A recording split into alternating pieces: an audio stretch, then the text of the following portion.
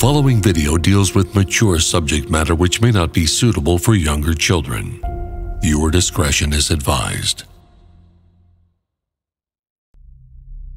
Every country harbors a handful of strange places that seem to exude an aura of dark mystery, where visitors die mysterious deaths or vanish without a trace. One such locale is the valley of the South Nahanni River in Canada's Northwest Territories, where an alarming number of prospectors have been found bereft of their heads. The Nahanni Valley has a twin in Arizona's Superstition Mountains, the final resting place of more than one decapitated gold seeker.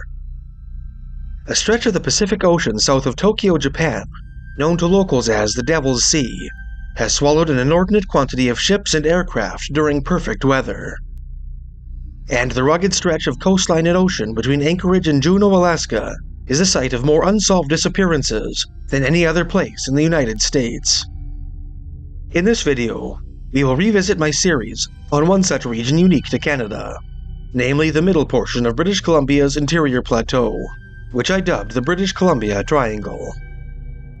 In the first two sections of the six-part series, hosted by British actress Daisy Boyden, we thoroughly investigate unsolved disappearances in the area, first identified by researcher David Paulides of Missing 411 fame. In Part 3, we explore chilling native legends endemic to the area. In Parts 4 and 5, we look into two relatively recent rashes of disappearances on the plateau, one of them all female, and the other all male, with added updates on some cases that have since been solved. And in Part 6, we delve into high-profile manhunts which took place in the area. At the end, I will include a video I put together on a subscriber's story regarding what might be interpreted as a time portal in the very heart of this British Columbia Triangle. For decades, researchers have observed that people tend to vanish with uncommon frequency in certain triangular regions throughout North America. In 1964, American author Vincent Gaddis used the term Bermuda Triangle to describe an area in the North Atlantic where a number of ships and aircraft have mysteriously disappeared. Lake Michigan is home to the Great Lakes Triangle, an area identified by aviator Jack Gourlay in which fleets of ships have vanished with all hands. And there is the infamous Nevada Triangle, a stretch of mountainous desert in the American Southwest that has swallowed over 2,000 airplanes. In 2019, American author David Paulides may have inadvertently discovered a similar triangle in the interior plateau of southern BC, Canada, where an unusual number of hikers have vanished without a trace. In this six-part series, we'll explore some of the strange disappearances and eerie native legends surrounding this mysterious region in Western Canada, a region perhaps most appropriately dubbed the British Columbia Triangle.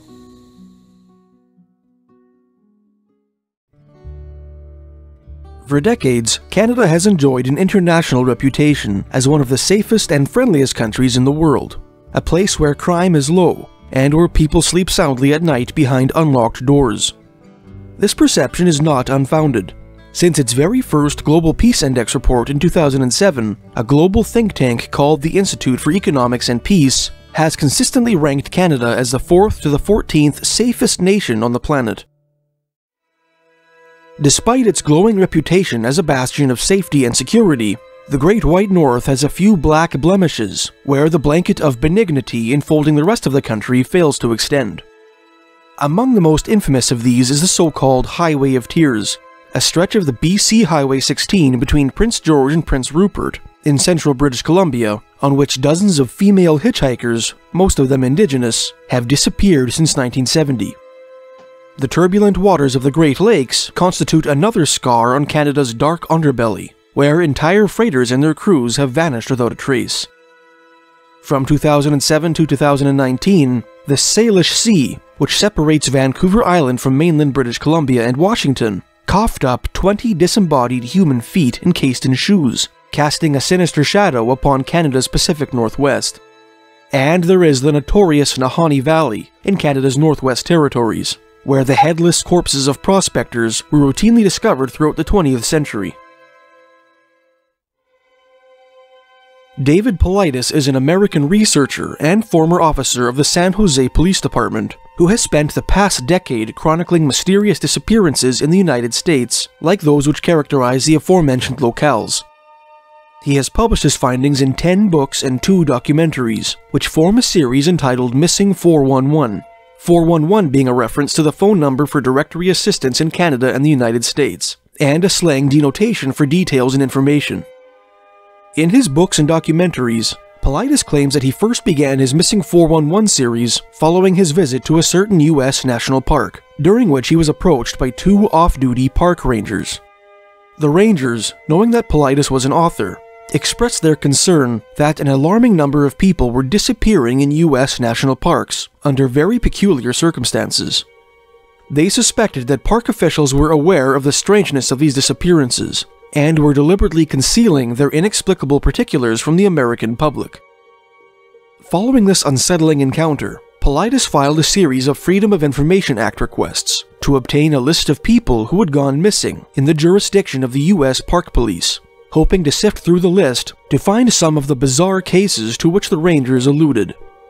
The National Park Service responded to each of his requests by claiming that no such list existed, an allegation which Paulides, as a former police officer and detective, found dubious.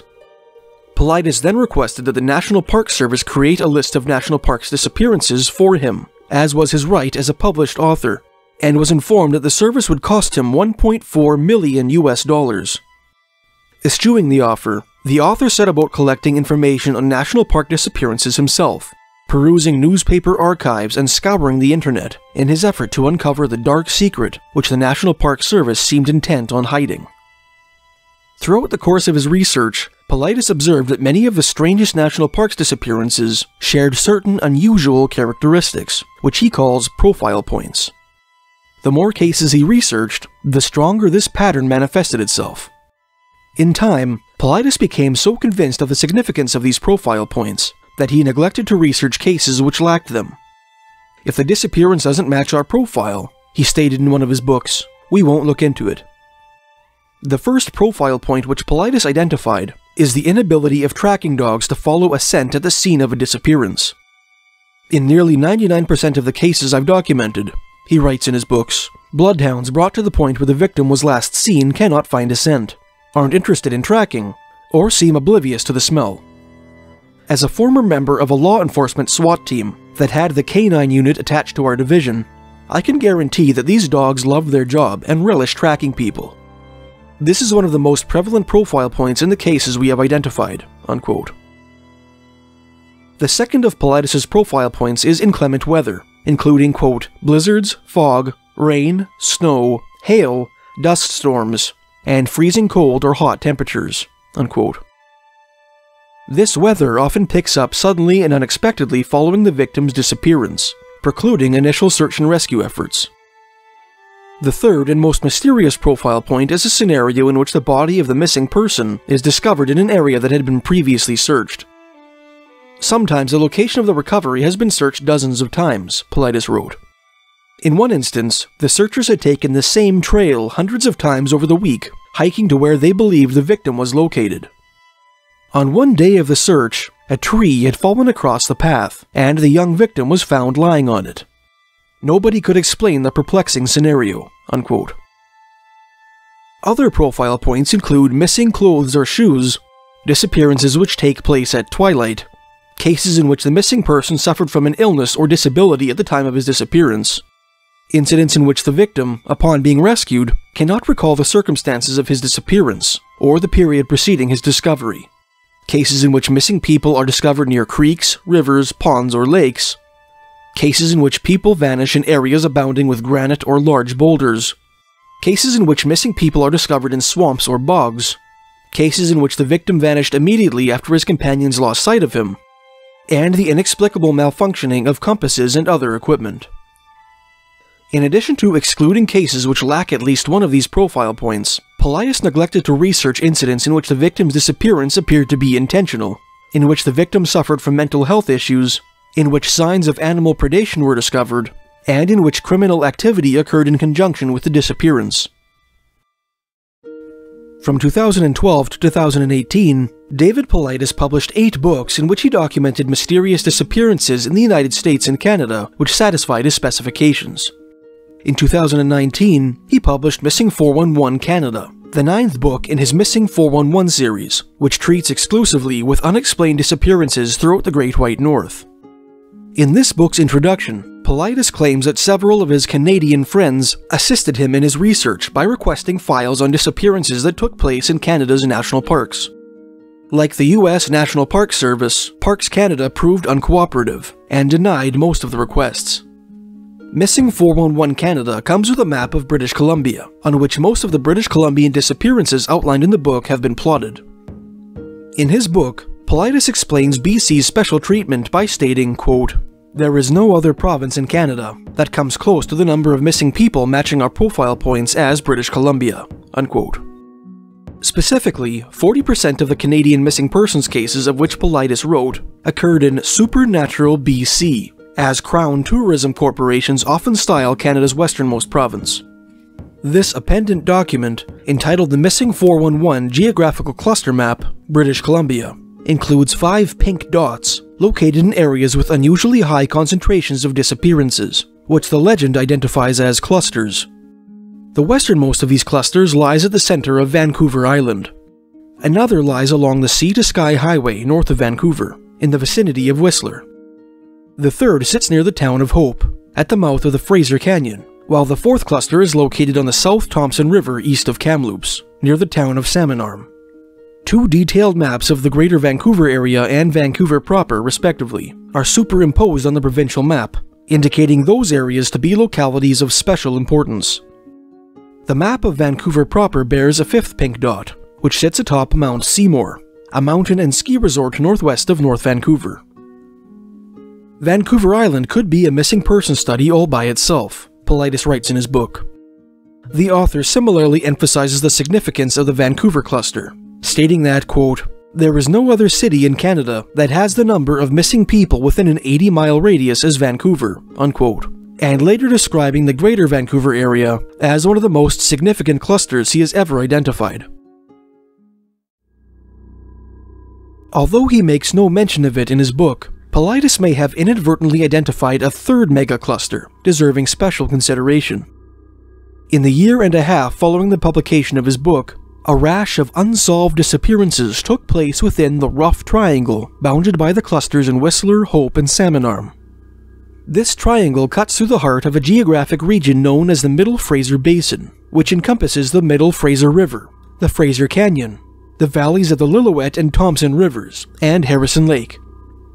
If the triangle is allowed to conform to the natural contours of the geographic region with which it is roughly congruent, nearly every disappearance in southern British Columbia, outside of Vancouver Island and the Greater Vancouver area, took place within it. Before we can delve into the disappearances endemic to this megacluster, which is perhaps most aptly designated the British Columbia Triangle, we must first define its borders. The clusters identified by David Paulides are nebulous by nature, since, in most of the missing persons cases he chronicles, it is impossible to pinpoint the precise location at which the victim went missing. Since the clusters do not have fixed areas, we cannot use them as demarcation points. We also cannot adopt the boundaries of the Middle Fraser Basin, despite that most of the disappearances which Paulides identified in British Columbia's southern interior took place within it. The most widely accepted definition of the Middle Fraser Basin places the northern terminus of its geographic region north of the city of Quesnel, well beyond the geographic pattern suggested by the disappearances. To make matters even more confusing, there is no real consensus as to what constitutes Greater Vancouver, a cluster with which the British Columbia Triangle could potentially overlap. Some define this area as the Metro Vancouver Regional District, while others contend that it extends across the Lower Mainland, encompassing the Lower Fraser Valley to the east and the Sea-to-Sky Corridor to the north. Perhaps the most appropriate method by which to define the British Columbia Triangle, for reasons which will become more apparent later on in this series, is to defer to the traditional borders of the interior Salish First Nations, in whose territories almost every disappearance in British Columbia's southern interior took place. Specifically, most disappearances appear to have occurred within the ancestral homelands of the Lillooet and Thompson nations, as well as in the southerly Bonaparte, Kamloops, and Shuswap Lake divisions of Shuswap territory. If we adopt these ancient boundaries, the lower limit of the British Columbia Triangle follows the southerly border of both the Thompson and Lillooet nations, which separate these interior Salish people's traditional territory from that of their coast Salish cousins. The entire Hope cluster lies within Thompson territory, and therefore within the British Columbia Triangle, although 2 of the 3 disappearances of which the cluster is comprised occurred within a territory over which both the Lower Thompson and the Squaw or Chilliwack First Nation, a coast Salish people, have historically laid claim. The Whistler cluster, on the other hand, is split in 2. 4 disappearances took place north of the boundary line, in Lillooet territory and within the British Columbia Triangle, while 3 occurred south of the line, in Coast Salish territory, and in what some would consider the northernmost reaches of the Greater Vancouver area. Although it is tempting to regard these 7 disappearances as part of the same cluster on account of their close proximity to each other, as David Paulides did, a natural geological barrier dictates that they be separated into 2 categories. The 4 disappearances north of the boundary line lie within the harsher, drier watershed of the Lillooet River, while the 3 to the south all took place in or south of the humid, coastal Garibaldi Mountains.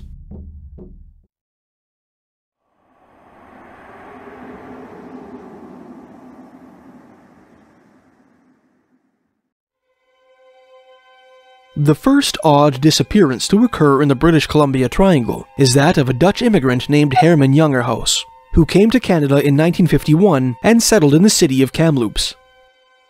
On the morning of Sunday, November 10, 1957, only a week after attaining Canadian citizenship, 55-year-old Jongerhuis went hunting with his friend and fellow Dutchman, Kees Balk. The hunters decided to try their luck at Monty Lake, a small body of water situated about 25 miles or 40 kilometers southeast of Kamloops, nestled in a cluster of low mountains called the Monty Hills. Like most of the Thompson Plateau, the area surrounding Monty Lake is semi-arid, dominated by grasslands and ponderosa pine forests. Some interesting and little-known features unique to this area are deep, narrow, vertical fissures in the surface rock, known as the Bearcat Caves. During their hunting trip, Jongerhuis and Balk decided to go their separate ways, and agreed to meet back at their vehicle at noon for lunch. Balk made the rendezvous as planned, but Jongerhuis failed to show. After some time had elapsed, Balk became alarmed and decided to search for his partner. Although Paulides apparently failed to come across this information in his research, newspaper articles indicate that Kees Balk headed to the point at which he had last seen Jongerhuis and fired 3 shots into the air with his rifle, a universal signal of distress. Shortly afterwards, he heard 3 answering shots in the distance, but was unable to determine the location from which they sounded. Although Jongerhuis was a competent woodsman, he was not properly equipped to spend a chilly November night in the wilderness. He had brought only a little food with him, along with a few matches, and was wearing light clothing. When the hunter failed to return to the vehicle by sundown, Balk decided to alert the Royal Canadian Mounted Police, or RCMP. A search and rescue operation ensued. By Tuesday, 2 days after Jongerhuis's disappearance, 40 experienced woodsmen, selected from a group of 70 volunteers, were scouring the Monty Hills for the missing hunter, under the leadership of RCMP Constable Jack White. Walkie-talkies, tracking dogs, and a helicopter supplemented the search effort. Several private pilots from Kamloops also assisted the operation by circling the area in their monoplanes. Although their vision was impeded by low clouds, the aviators spotted a plume of smoke issuing from a mountainous, brush-choked area just south of Kamloops. A subsequent investigation yielded nothing of interest. All throughout the week, an uncharacteristic torrent of heavy rain pummeled the region, transforming the desert-like landscape into a slippery, muddy morass, which made travel in the area almost impossible. Despite the obstacles, the searchers, whose ranks had swelled to 50, made a thorough scan of the area, but failed to uncover any clue as to the fate of the vanished Dutchman. As an article in the November 16, 1957 issue of the Nanaimo Daily News put it, quote, "Every inch of the ground in the area where Jongerhuis is presumed to have disappeared had been covered several times without revealing a trace of him," unquote. The searchers were forced to temporarily suspend their search on Friday on account of poor weather. On Sunday, November 17th, 7 days after his disappearance, Herman Jongerhuis was presumed dead. The RCMP called off their search and were outstayed by about half a day by some of the Netherlanders' relatives. The grim sequel to the vanishing of Herman Jongerhuis appeared in the September 20th, 1960 issue of The Province, a British Columbian tabloid-style newspaper which had covered the search and rescue operation. 3 years after the Dutchman's disappearance, a party of Kamloops hunters discovered a skeleton and a rusted rifle on the shores of Ernest Lake, a tiny body of water located about 11.5 miles or 19 kilometers west of Monty Lake. Police identified the body as that of Jongerhuis. The article claimed that the corpse was discovered 5.5 miles from the hunter's last known location.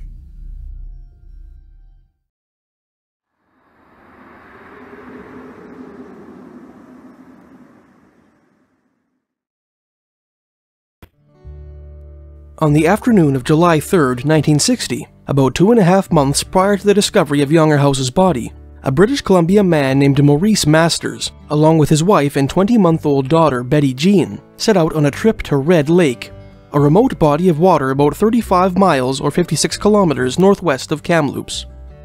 The purpose of the trip was twofold. The couple planned to visit their friends, Mr. and Mrs. Robert Musket, and conduct some business at the post office next door. The Masters lived on a farmhouse outside Copper Creek, a tributary of the Kamloops River, which drains into the latter's northwestern corner. The drive to Red Lake would have taken them less than half an hour. Red Lake is a popular fishing destination, tucked away in a rugged, arid stretch of wilderness heavily forested with lodgepole and ponderosa pine. The lake is fringed by shoreline marsh, in which most fishermen report their best luck. Two proximate geographical features, namely Tranquille Peak and the gold-bearing Tranquille River, along with the more distant abandoned Tranquille Sanatorium, are named after an epithet which the Hudson's Bay Company's French-Canadian voyageurs gave to a calm, cool-headed Shuswap chief named Pacamoose, a friend of the celebrated explorer Samuel Black, whose band routinely wintered in the area throughout the 19th century. In the 1960s, Red Lake boasted a tiny logging community comprised of 2 lumber mills, a post office, a general store, and a handful of residences. On that fateful Sunday evening in the summer of 1960, Masters and his wife headed into the post office at Red Lake. They left little Betty Jean outside with 2 local playmates, the young children of their friend Robert Musket. At around 8 o'clock, about an hour before sunset, they came out of the post office and found that Betty Jean was missing. The toddler's tiny playmates could give no clue as to where the baby had gone. Masters and his wife began to search for the missing infant, calling out her name as they scanned the area in which the children had been playing. When their preliminary search proved fruitless, the adults enlisted the help of some locals. The party searched late into the evening, but failed to find any trace of Betty Jean. The Masters resumed their search at first light on Monday morning, assisted by regional RCMP officers and over a dozen employees of the 2 local sawmills, who closed up shop when they heard the troubling news. The rescue party searched all day, without success. Strangely, an RCMP tracking dog brought to the site of the disappearance failed to pick up a scent. An article in the Lethbridge Herald suggested that, quote, "the animal became confused in the crisscrossing of tracks," unquote. On Tuesday morning, the RCMP selected 36 of the toughest men in the region to assist them in their search and rescue operation, which was supplemented by a tracking dog and a private airplane. According to an article in the July 5, 1960 issue of the Vancouver Times, quote, "Police would accept only experienced forest workers and outdoorsmen in top physical shape in the search party for little Betty Jean Masters," unquote. Despite a thorough search covering miles of mosquito-infested wilderness, in which every known slough and unused well was minutely examined, the little girl was not found. The search and rescue operation continued throughout the week. During the height of the search, over 60 experienced woodsmen were combing the logging roads and forest for any sign of the missing baby. The RCMP questioned locals, some of whom furnished them with potential leads, which inevitably trickled to the press. According to one report, a suspicious-looking man and woman in a copper-colored car were seen in the Red Lake area around the same time as the disappearance. Perhaps, some surmised, Betty Jean had been kidnapped by these strangers. Others suspected that the toddler had been snatched by a wild animal. Some sawmill workers had purportedly seen the tracks of a three-legged cougar in the area, while a few local children reported having been approached by a female black bear who had lost her cub, which was often seen hanging around buildings in the hamlet. On Thursday, a professional game hunter named Jim Farquharson, who was hunting black bear in the area, employed his hunting dogs in the search effort. According to Paulides, the hunter killed both a bear and a cougar and examined the contents of their stomachs, but failed to find any trace of Betty Jean therein. By Saturday, November 9th, 6 days after Betty Jean's disappearance, the RCMP had exhausted all possible leads and decided to call off the search. One frustrated Mountie described the incident as queer. Another expressed his opinion that Betty Jean could not have strayed far without some help, noting that the region was so rugged that even hardened woodsmen, quote, could proceed only with extreme difficulty, unquote. An article in the July 11, 1960 issue of The Province succinctly summarized the tragic episode thus, quote, "The fate of 2-year-old Betty Jean Masters may never be known. It is over a week since she wandered away in rugged bushland 30 miles northwest of Kamloops. RCMP have called off a search of the mosquito-infested region, convinced the youngster is no longer in the area. They believe she may have been taken by a wild animal, or carried off by someone, although they doubt the kidnapping theory," unquote.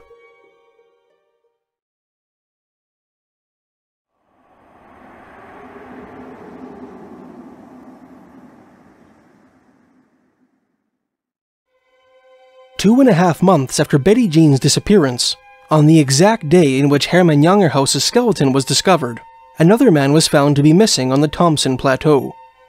3 months earlier, in June 1960, a 24-year-old Hungarian immigrant named Geza Peczeli took a job as a shepherd on the slopes of Mount Baldy, a landmark which various newspaper articles placed in the, quote, snow-covered mountain country north of Kamloops, unquote.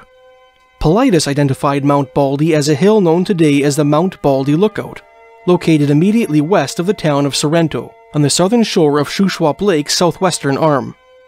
A more likely candidate for this obscure landmark, however, is a long, 7,500-foot-tall alpine ridge west of Dun Peak, located about 54 miles or 87 kilometers north of Kamloops, known today as Baldy Mountain. Now a protected area called Dun Peak Provincial Park, the area surrounding this landmark contains old-growth forests of Engelmann spruce and interior Douglas fir, along with alpine meadows and marshlands. Baldy Mountain itself was the site of the once lucrative Wind Pass gold mine, which operated from 1916 until 1939. On June 26, 1960, a rancher named David Anderson, who hailed from the hamlet of Rayleigh, just north of Kamloops, on the other side of the North Thompson River, hired Geza Peczeli to tend his sheep flock, which comprised 200 head. He showed the 24-year-old to his new home, an old cabin on the slopes of Baldy Mountain, which was stocked with fuel, non-perishable food, various supplies, and a rifle.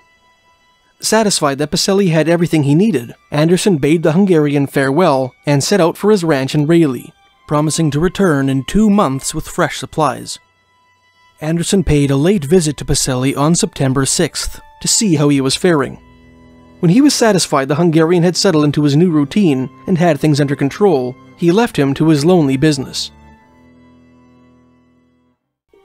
On September 20th, Anderson returned to Baldy Mountain a second time as promised, and found that Peczeli was missing. He searched the mountainside for his employee and his sheep, and found the latter huddled together in a camp about 2 miles from the cabin, standing in about 8 inches of fresh snow.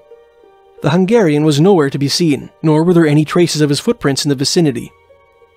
Finding no sign of Peczeli, Anderson headed to Kamloops and reported his disappearance to the RCMP. An article in the September 26, 1960 issue of the Vancouver Sun described the search and rescue operation that ensued. Quote, "A 10-man party made up of RCMP and forestry men familiar with the mountain woods and a searching dog set out early today. The team located Peczeli's rifle and supplies in the cabin, but no indication he had been there recently. The RCMP told the press that they faced blizzard conditions up the mountain that compromised their search efforts," unquote. An article in the September 27, 1960 issue of The Province elaborated on the natural obstacles the searchers combated, saying, quote, RCMP said, blizzard conditions high on Mount Baldy caused drifts up to 7 feet deep, and the badly broken nature of the area with its many crevasses made searching extremely difficult, unquote. Other articles suggest that the fresh dump of snow increased the risk of avalanche, presenting a dangerous hazard to which the searchers were reluctant to expose themselves. The Mounties and their volunteers scoured the mountain for 4 days, but failed to uncover any evidence indicating the fate of Geza Peczeli.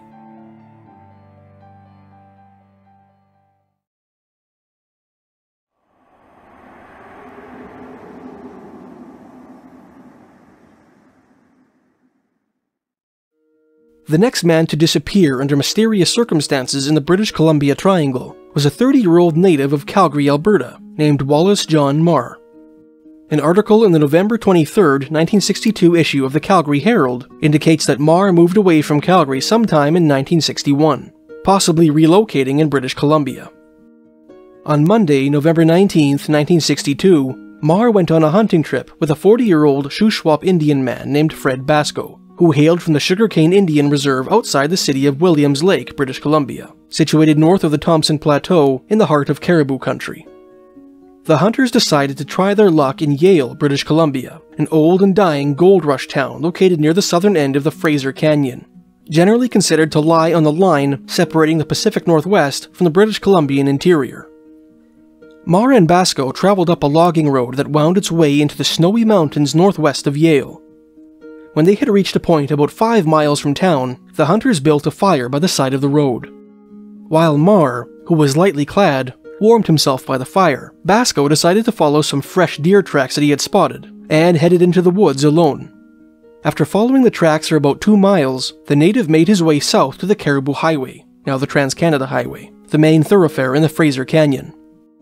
When Marr failed to similarly emerge from the bush, Basco notified the RCMP. A handful of RCMP officers and local lumberjacks headed up the logging road to search for Marr.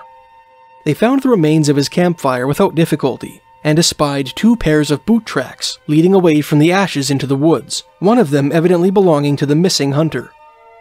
The search and rescue team followed Marr's tracks for some time, before losing the trail. The search for Marr continued throughout the week, hampered all the while by snow, rain, fog, and freezing temperatures, which had persisted since the weekend. By Friday, the Mounties conceded that there was little chance they would find the missing hunter alive. Dale Chipman, the superintendent of a logging company who had assisted the operation, suggested to the press that Marr might have slipped and fallen into the rain-swollen Yale Creek, a tributary of the Fraser, which cuts through the wilderness northwest of the town for which it was named. It is very wild country, Chipman is quoted as having said, and I can't see how anyone could survive there for 5 nights, unquote. An article in the November 23, 1962 issue of The Province put Marr's disappearance into context by alluding to the startling number of hunting accidents that had taken place in British Columbia that year. Quote, Marr's disappearance brings to 27 the number of persons who have been involved in hunting accidents in BC so far this year. 10 men have been killed, 4 have been lost, and 1 man injured by gunshot wounds. 1 woman was killed, and 1 lost. 4 boys have been killed, 2 were hurt, and 3 boys and a girl have been objects of wide bush searches, unquote. On Monday, November 26th, 1 week after Marr's disappearance, the Mounties decided to abandon the search. The RCMP officers who had participated in the operation informed the press that it was their belief that Marr had likely died after falling over one of the many cliffs that characterize that rugged stretch of wilderness. Whatever the case, Marr's body was never recovered, and his fate remains a mystery to this day. At the end of his chapter on the vanishing of Wallace John Marr, David Paulides commented upon the prevalence of his point of separation profile point, writing, quote, It's amazing how many times hikers and hunters separate, and something happens, and the individual vanishes. I have had several readers tell me that it appears that someone or something is watching these people, waits for the appropriate time, moves in when nobody is watching, and takes these victims, leaving nothing behind, unquote.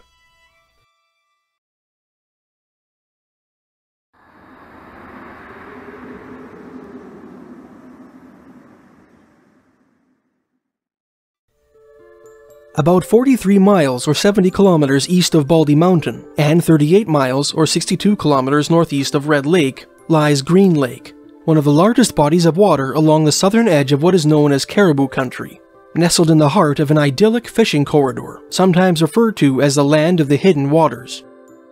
Named for its distinctive emerald hue, which is caused by the sunlight's reflection off the minerals with which it is saturated, Green Lake is the setting of a host of bizarre happenings and unsolved mysteries, which have baffled its visitors for over 60 years. One night in 1979, for example, Betty White, a resident of a small community on the lake's southern shore, saw a huge ball of bright light fly across the water and disappear into the forest on the other side, the most dramatic of the many UFO sightings that she and her children had seen in the area over the years. Similar inexplicable phantom lights were reported with casual frequency by both visitors and area residents throughout the 1960s, 70s, and 80s. One spring in 1978, a mysterious 150-foot circle of scorched earth, in which the rocks had turned chalk white, appeared overnight between the lake's southern shore and the more southerly North Bonaparte Road.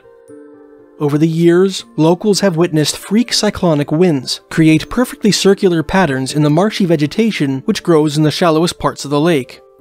And throughout the winter of 1974 and 75, a local man named Greg Irvin and his family came across huge footprints, found strange nests and hair samples, and heard nocturnal noises evocative of the legendary Sasquatch in the woods behind their cabin. Of all the mysteries surrounding Green Lake, the most disturbing is the case of Clancy O'Brien, a 9-year-old resident of North Vancouver who vanished without a trace on the afternoon of Saturday, August 20th, 1966. Clancy, his 3 younger brothers and 2 sisters, and his parents, Patrick and Janice O'Brien, had made the 5-hour drive from the big city to attend the wedding of Janice's brother, Dave Livingston, who was to be married in the nearby town of 70 Mile House.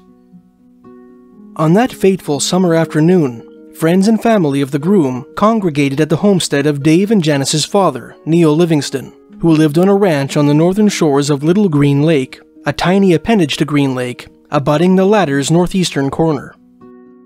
While the adults visited inside the farmhouse, Clancy and his 6-year-old brother Tommy accompanied 2 of their cousins, 15-year-old Johnny Livingston and 7-year-old Alan Devitt Jr., on an excursion to Olson's Butte, a hill located about a mile northwest of the ranch, from which all of Green Lake can be seen through the trees.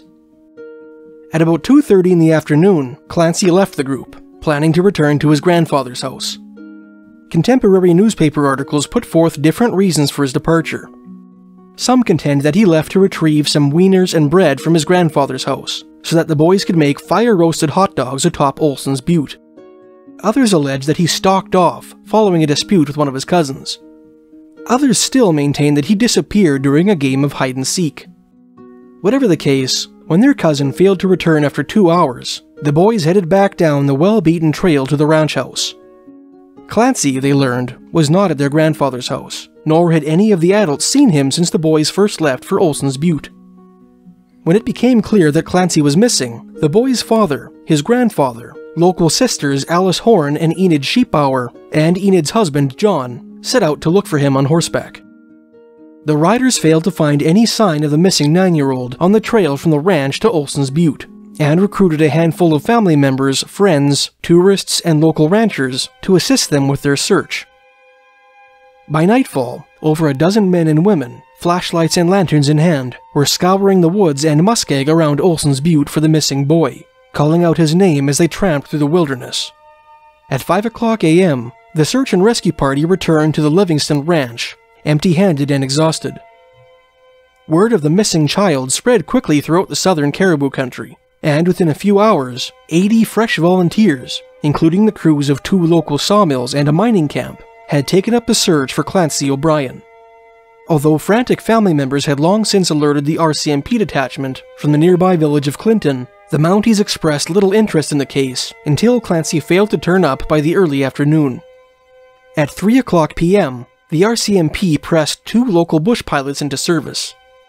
Later that afternoon, they brought a tracking dog to the scene of Clancy's disappearance, which they flew in from one of the RCMP kennels in the Greater Vancouver area. Neither the pilots nor the dog found any trace of the missing boy. By Monday morning, the search party had swelled to 150, its ranks including tourists, local sawmill employees, a helicopter pilot, 3 bush pilots, 25 horsemen, a 30-man search and rescue squad from the northerly city of Quesnel, and army engineers from the Canadian Forces Base in Chilliwack. Under the direction of an RCMP search and rescue unit from Kamloops, the volunteers searched the wilderness northeast of Green Lake foot by foot, marking the areas they covered with red ribbons. By Wednesday, 250 volunteers were wading through knee-high swamps and slogging through the dense pine, spruce, and aspen forests north of Green Lake, keeping their eyes peeled for any trace of the missing child. Almost the whole town of Clinton is locking its doors to join the search for 9-year-old Clancy O'Brien, one contemporary newspaper article read. The extra manpower proved beneficial. That day, the searchers came across 3 sets of footprints in the wilderness, which the police suspected might belong to Clancy, the first glimmers of hope in the 3-day manhunt. When the RCMP tracking dogs showed no interest in the tracks, however, the search and rescue officials dismissed them. "I've read about canines exhibiting this behavior hundreds of times," Paulides wrote in his chapter on Clancy O'Brien, only to learn later that the tracks may have been essential, unquote. The operation continued without respite through the weekend, with shifts beginning before dawn and extending long into the night. Concerned citizens from communities all across southern Caribou country assisted the effort by donating money, food, blankets, and gasoline. Vancouver-based truck drivers who belonged to the Teamsters Union, of which Patrick O'Brien was a member, provided free transportation to over 50 Vancouverites who wished to assist the search. Some well-meaning Canadians even consulted professional clairvoyants from the United States, but to no avail. Despite the long hours they logged, and the 100 square miles of ground they covered, the search and rescue workers, as one newspaper article put it, quote, turned up cowbells, old slippers, bread bags, old guns, and bridle lines, but not one single bit of evidence connected to Clancy, unquote. Despite that Clancy had been lightly clad at the time of his disappearance, wearing only a t-shirt and a pair of blue jeans, some RCMP officers who participated in the search held out hope that they would find him alive. An article in the Saturday, August 27, 1966 issue of the Vancouver Sun quoted an anonymous police official, whom a later article indicates might have been Staff Sergeant Thomas Wilde of Kamloops, as having said, quote, "Much of the area is covered with berry bushes. The boy could stay alive and well for a long time eating nothing but these," unquote. On Saturday, members of the 250-man, 100-horse search party came across a 4th pair of footprints near a small alkali lake, which Clancy's grandfather, 50-year-old Neil Livingston, claimed compared very favorably with the tread of the running shoes which his grandson had been wearing at the time of his disappearance.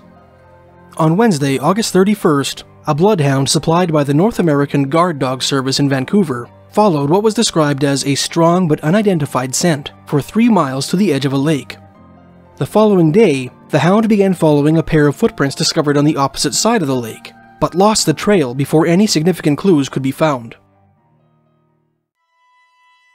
On the evening of Friday, September 2nd, 13 days after Clancy's disappearance, the RCMP decided to abandon the search, terminating what a Quesnel-based search and rescue team leader later described as, quote, one of the most thorough and extensive manhunts ever conducted in interior BC, unquote.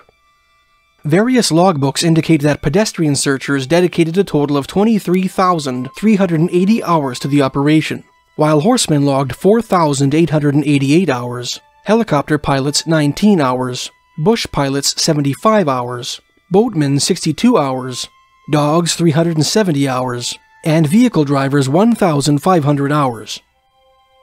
Police officials described the case as uncanny, baffled that the enormous search and rescue operation they coordinated had yielded so few clues as to the fate of the missing boy. An RCMP spokesperson informed the press that police had no plans to drag Green Lake, stating that the lake is, quote, very shallow, with no sharp drop-offs into deeper water anywhere, unquote. Clancy's father, Patrick, remained in the Green Lake area after the rest of the searchers had left, roaming the wilderness in search of his lost son until September 12th. 23 days after the vanishing. To this day, the RCMP considers the disappearance of Clancy O'Brien to be an open case.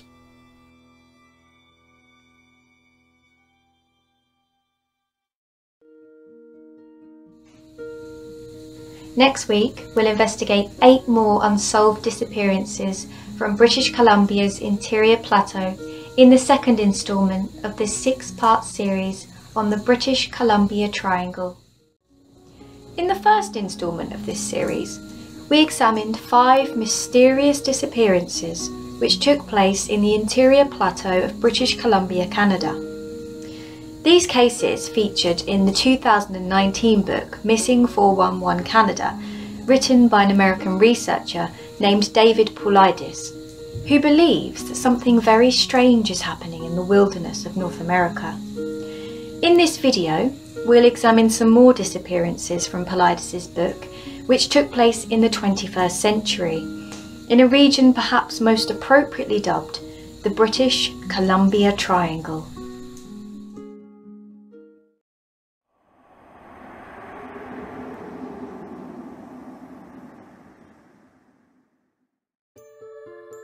"36 years after the Clancy O'Brien case, a 35-year-old aerospace engineer and science fiction screenwriter from Montreal named Brian Douglas Faughnan vanished near the resort town of Whistler, British Columbia, the site of one of the clusters identified by David Paulides.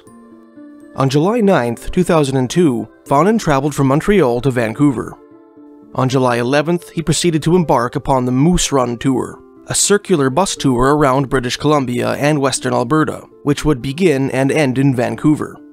The round trip was conducted by a company called Bigfoot Adventure Tours, a name which Paulides considered intriguing in light of the events that followed.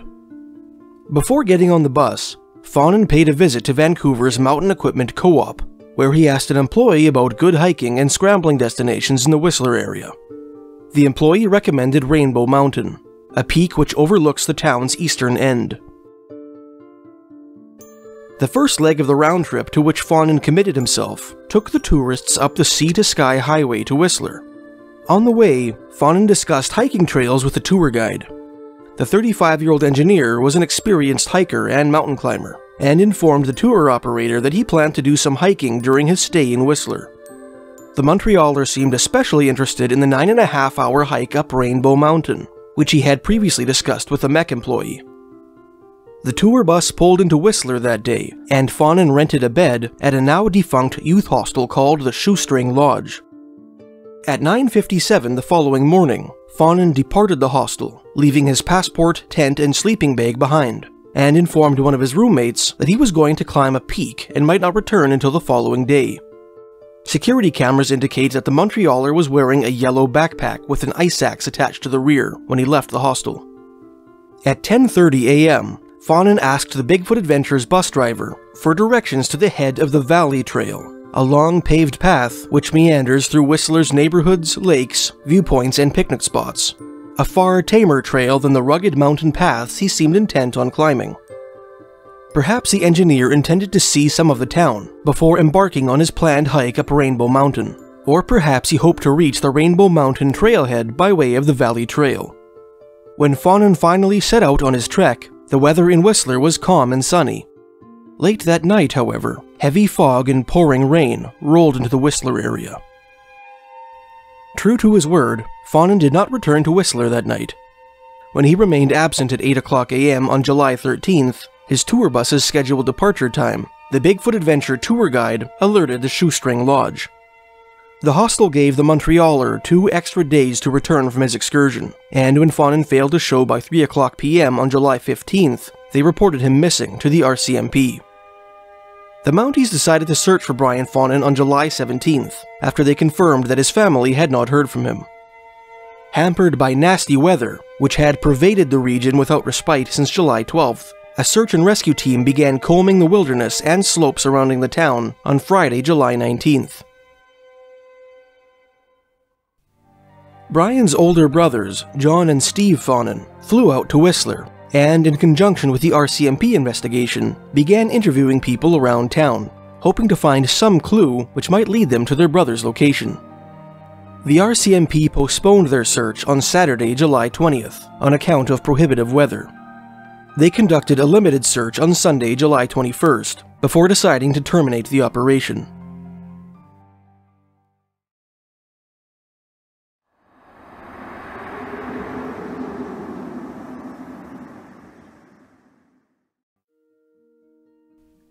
The next missing persons case in Paulides' book, which takes place in the British Columbia Triangle, is the disappearance of Rachael Bagnall and Jonathan Jette, a couple who vanished near the town of Pemberton on September 4, 2010. Interestingly, the disappearance took place in the midst of a month-long manhunt for Tyler Wright, another hiker who vanished without a trace on August 10, 2010, on a southerly trail from Squamish to Coquitlam, whose case also appears in Paulides' book. Rachael Bagnall and Jonathan Jette were outdoor recreation enthusiasts who first met at a climbing gym in Vancouver. 25-year-old Rachael Bagnall was a native of the central British Columbian city of Prince George, who was studying medicine at the University of British Columbia, living with her sister in the latter's Vancouver home. Jonathan Jette, on the other hand, was a 34-year-old from Longueuil, Quebec, who worked as an attaché in Vancouver for Quebec's provincial government. Both were highly intelligent, in excellent physical condition, and shared a passion for backcountry adventure. As might be expected, they hit it off immediately. In the spring of 2010, Rachael completed her third year of medical school. Rather than finish her fourth and final year immediately, she decided to spend the fall 2010 semester somewhere in South America, where she would use her medical knowledge to treat the poor. Jonathan's work dictated that he remain in Vancouver, and so the couple reconciled themselves to a temporary, long-distance relationship. Rachael and Jonathan decided to spend Labor Day weekend, their last weekend together before Rachael's departure, in the Cayuche Mountains northwest of the village of Pemberton, in the heart of historic Lillooet country. Despite that Jonathan had not completely recovered from a previous knee injury, the couple planned to spend 3 days tackling scrambles, and packed climbing helmets, an ice axe, a book on alpine scrambling in southwest British Columbia, and 3 days' worth of food in their backpacks in preparation for their adventure. On the morning of September 4, 2010, Jonathan picked Rachael up from her sister's residence in his Toyota Echo and drove up the Sea to Sky Highway from Vancouver.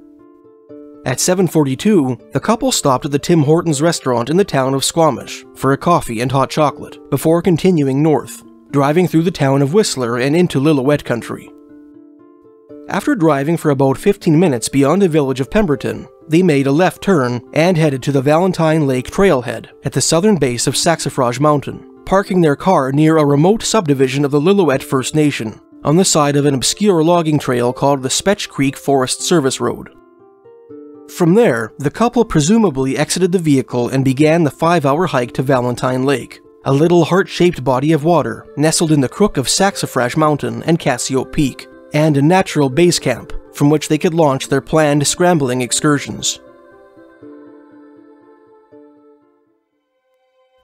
The extended weekend came and went without any communication between the couple and their families. When Rachael failed to return to Vancouver on Tuesday as planned, her sister grew alarmed. The following day, she alerted the RCMP. 2 days later, the Mounties tasked with investigating the missing persons report discovered Jonathan's vehicle parked about a kilometer up the Spetch Creek Forest Service Road. 2 empty Tim Hortons coffee cups were plainly visible in the cup holders. Jonathan's cell phone was found inside the vehicle, but the couple's camping equipment was missing. A preliminary search around the vehicle and up the trail to Valentine Lake yielded few clues as to the missing couple's location. Valentine Lake itself, a picturesque hideaway fringed by grassy, boulder-strewn slopes and subalpine forest, similarly showed no signs of recent human activity. The police did recover a pair of women's sunglasses near Valentine Lake, but these were later proven to have belonged to an unrelated female hiker who had lost them earlier that year. In private correspondence with the operation's lead investigator, Staff Sergeant Steve Leclerc of the Whistler Pemberton RCMP detachment, David Paulides learned that the Mounties found neither the couple's cookware nor any of their old campsites during their search. Hoping to follow the couple's trail into the mountains, the RCMP brought bloodhounds to the site of the abandoned vehicle. Bizarrely, the tracking dogs did not pick up a scent. The Mounties put out a call for volunteers, and in no time dozens of search and rescue teams from Pemberton, Whistler, Vancouver Island, and the Lower Fraser Valley were combing the Cayuche Mountains for any sign of the missing scramblers. Initially hampered by rain and heavy cloud cover, 3 helicopters eventually took to the skies to supplement the search effort. Despite a thorough 10-day search comprising 2,000 man-hours, no clues as to Jonathan and Rachel's whereabouts were recovered. Staff Sergeant Leclerc would later tell Alison Taylor of Whistler's Peak news magazine, who wrote about the case in September 2011, that the search for Jonathan Jette and Rachael Bagnall was, quote, the first time he had been unable to find someone in the backcountry, and a lot of people get lost around Whistler, unquote. Dave Steers, who led the search and rescue team from Pemberton, later expressed his opinion that if Jonathan and Rachael had become lost in the mountains, or on the trail to Valentine Lake, they would have easily found their way back to civilization. There's not a lot of ways to go wrong, he told Taylor. That's what is so perplexing about this whole thing. Where could they have gone wrong? Unquote. Following the frustrating conclusion of the first search and rescue operation, Jonathan and Rachel's families hired professional mountain guides, including 3-time Everest veteran John Furneaux, Alpine guide Patrick Delaney, and Whistler-based hiking guide Eric Vizot, to search crevasses and any other inaccessible locations on the slopes of Saxifrage and Cassiope, into which the couple could have potentially fallen or become trapped. These secondary search operations proved fruitless. In the months that followed their first search and rescue operation, the RCMP received several tantalizing tips. One hiker who heard about Jonathan and Rachel's disappearance reported that he had seen smoke on a heavily wooded cliff overlooking Peck Creek, on the southern slopes of Cassiope Peak, during the weekend in which the missing couple would have been camping. The police followed up on this potential lead but found nothing of interest. In December 2010, a Lillooet Indian man from the native community of Mount Currie, located about 5 miles southwest of Valentine Lake, went out to chop firewood when he spotted unusual bird activity, perhaps an abnormal profusion of crows, ravens, or other carrion birds, on Cassiope Peak.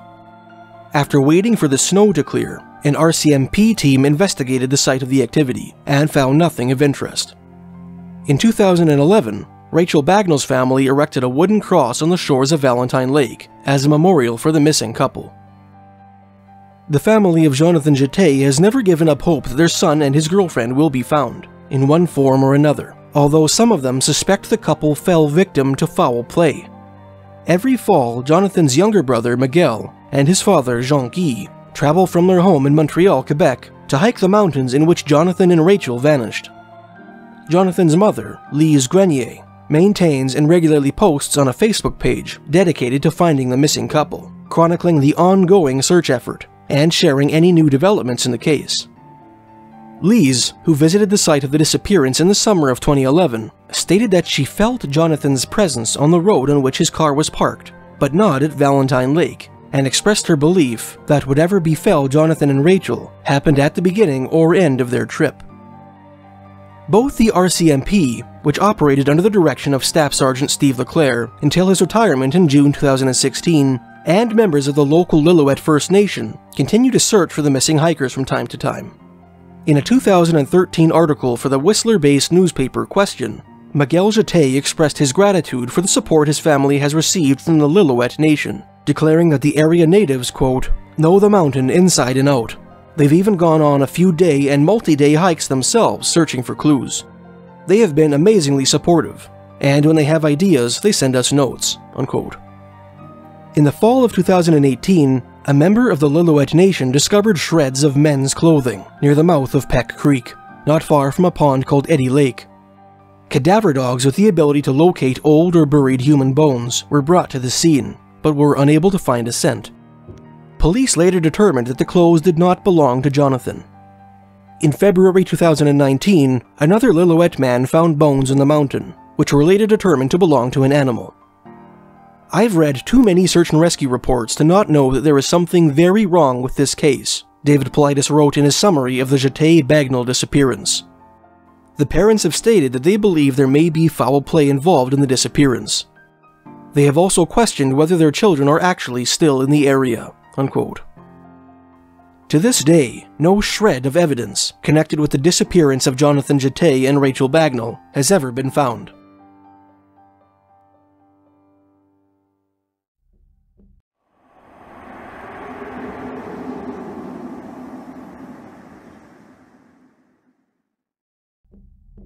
On June 4, 2011, exactly 9 months after Jonathan Jette and Rachael Bagnall's disappearance, an experienced, physically fit 55-year-old Métis outdoorsman named Darcy Brian Turner headed into the Stein River Valley on a vision quest, an annual solo wilderness retreat that he had made for the past 5 years.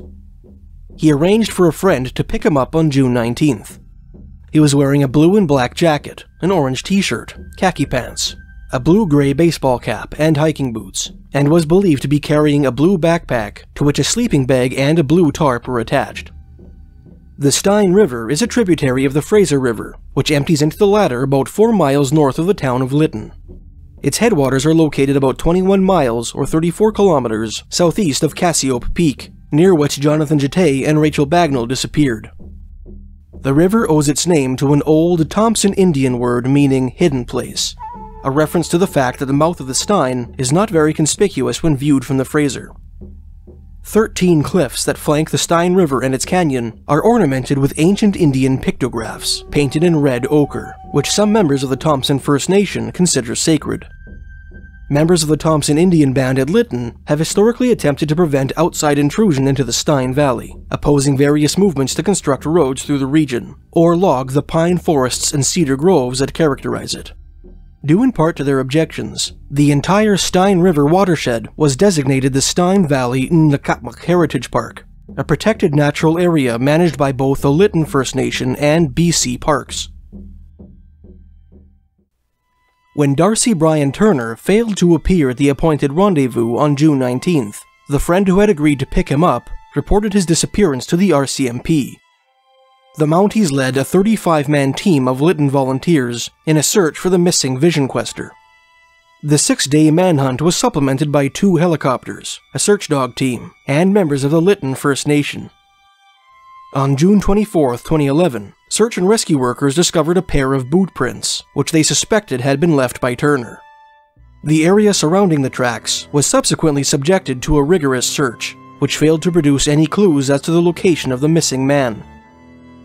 To this day, the fate of Darcy Brian Turner remains a mystery.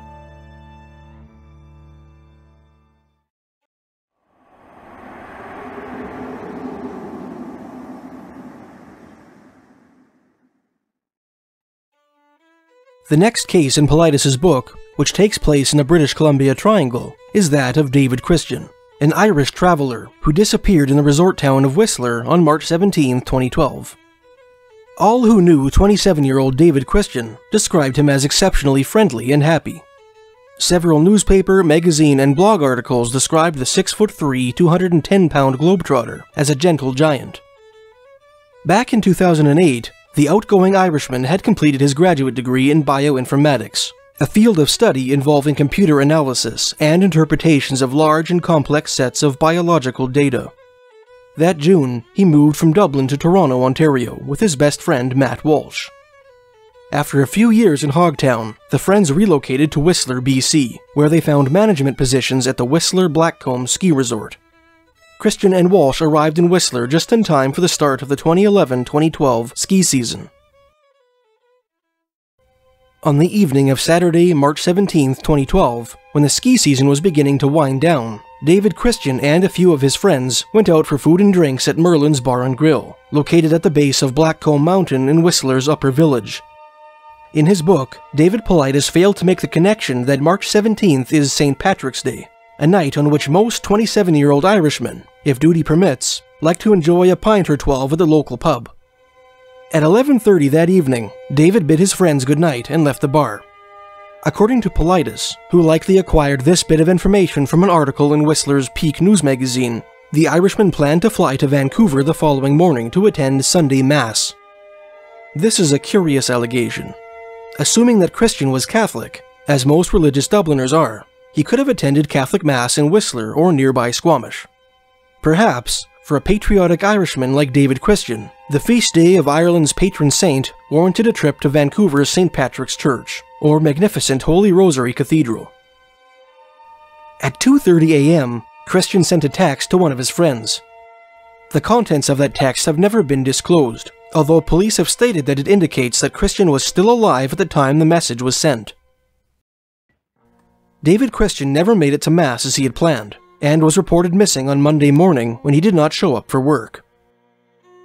Whistler RCMP used tracking dogs, helicopters, search and rescue volunteers, and the Whistler Blackcomb Ski Patrol in their subsequent search for the missing Irishman, which was headed by the same Staff Sergeant Steve Leclerc who handled the Jette Bagnall case. Although the search and rescue operation continued throughout Monday, Tuesday, and Wednesday, it was a golfer unaffiliated with the operation who discovered the first trace of David Christian. On Wednesday afternoon, the anonymous sportsman found the Irishman's blue skater shoes lying on the 15th green of the Fairmont Chateau Whistler Golf Club, a course located a 2 minutes drive up Blackcomb Way from the luxury 5-star hotel for which it is named. The course's 15th green lies near the edge of a pond called Lost Lake, from which it is separated by about 240 meters, or 260 yards, of forest.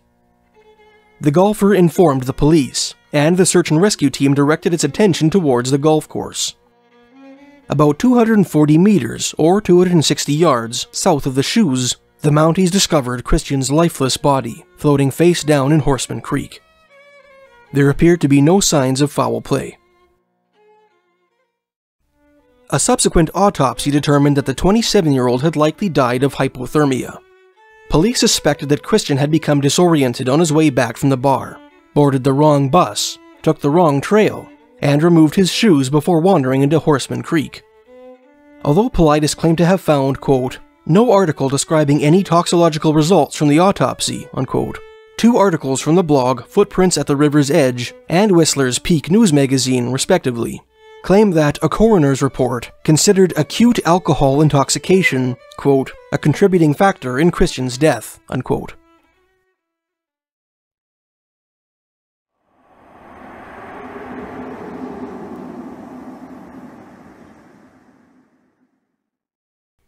On Friday, June 5, 2015, 20-year-old Sukhjeet Sagoo of Surrey, British Columbia, who had just graduated from Enver Creek Secondary School, drove east with a few friends up the Fraser Valley and into Chilliwack Lake Provincial Park.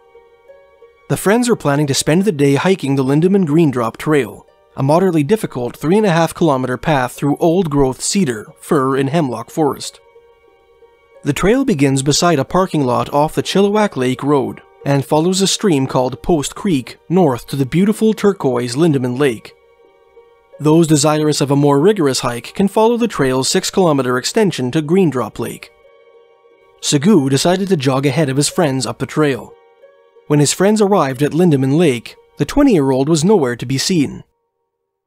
Sagoo's companions searched the lake's vicinity and the trail from the parking lot for their missing friend, but were unable to find any trace of him.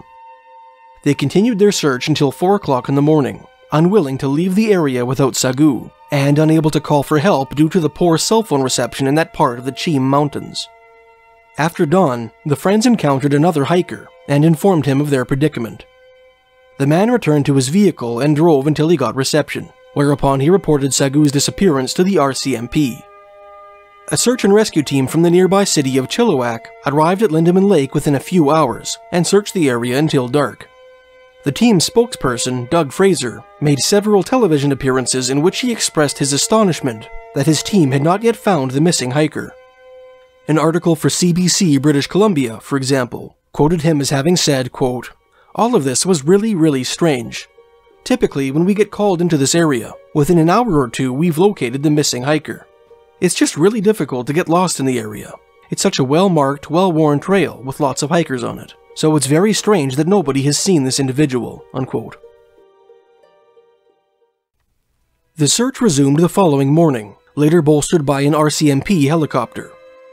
At 2 o'clock in the afternoon, while flying over the trail from Lindeman Lake to Greendrop Lake, the helicopter pilot spotted an inanimate human body lying in a graded boulder field a good distance from the trail. The body proved to be the corpse of Sukhjeet Sagoo. According to an article in the June 7, 2015 issue of Vancouver's Van City Buzz, quote, at this time, the cause of death has not been released, but circumstances of the disappearance have been deemed highly unusual, as he was found away from the meeting point with his friends, far away from the lake and any trail, unquote. In a June 7, 2015 article published by the CBC, Doug Fraser is quoted as having said, quote, it was very strange and difficult to explain why he ended up where he did, unquote. The article went on to state that the boulder field in which Sagoo's body was discovered lies at a significantly higher elevation than Lindeman Lake, and stressed that it lay, quote, a fair distance from the trail, unquote. He later expressed his opinion that Sagoo's injuries seemed consistent with the fall, but was unsure of whether the hiker had fallen from a cliff which overlooks the sprawling boulder field, or had slipped and tumbled down the boulder field itself. In his chapter on the case of Sukhjeet Sagoo, Paulides wrote, quote, I searched for hours to see if the British Columbia Coroner's Service ever released a cause of death. I could not locate one, unquote. In fact, in the June 8, 2015 information bulletin of the BC Coroner's Service, Representative Leanne Wright wrote that the 20-year-old Sukhjeet Sagoo, quote, died after suffering an accidental fall while hiking, unquote. The brief report also included the cryptic sentence, quote, the BC Coroner's Service continues to investigate this death, unquote. No follow-up reports have yet been published by the office. In a commentary on the case of Sukhjeet Sagoo, Paulides wrote, quote, I receive thousands of emails a year. Many readers send me their thoughts and ideas about cases. One of the most common responses I get is that many of the victims appear to have been dropped into their positions, unquote.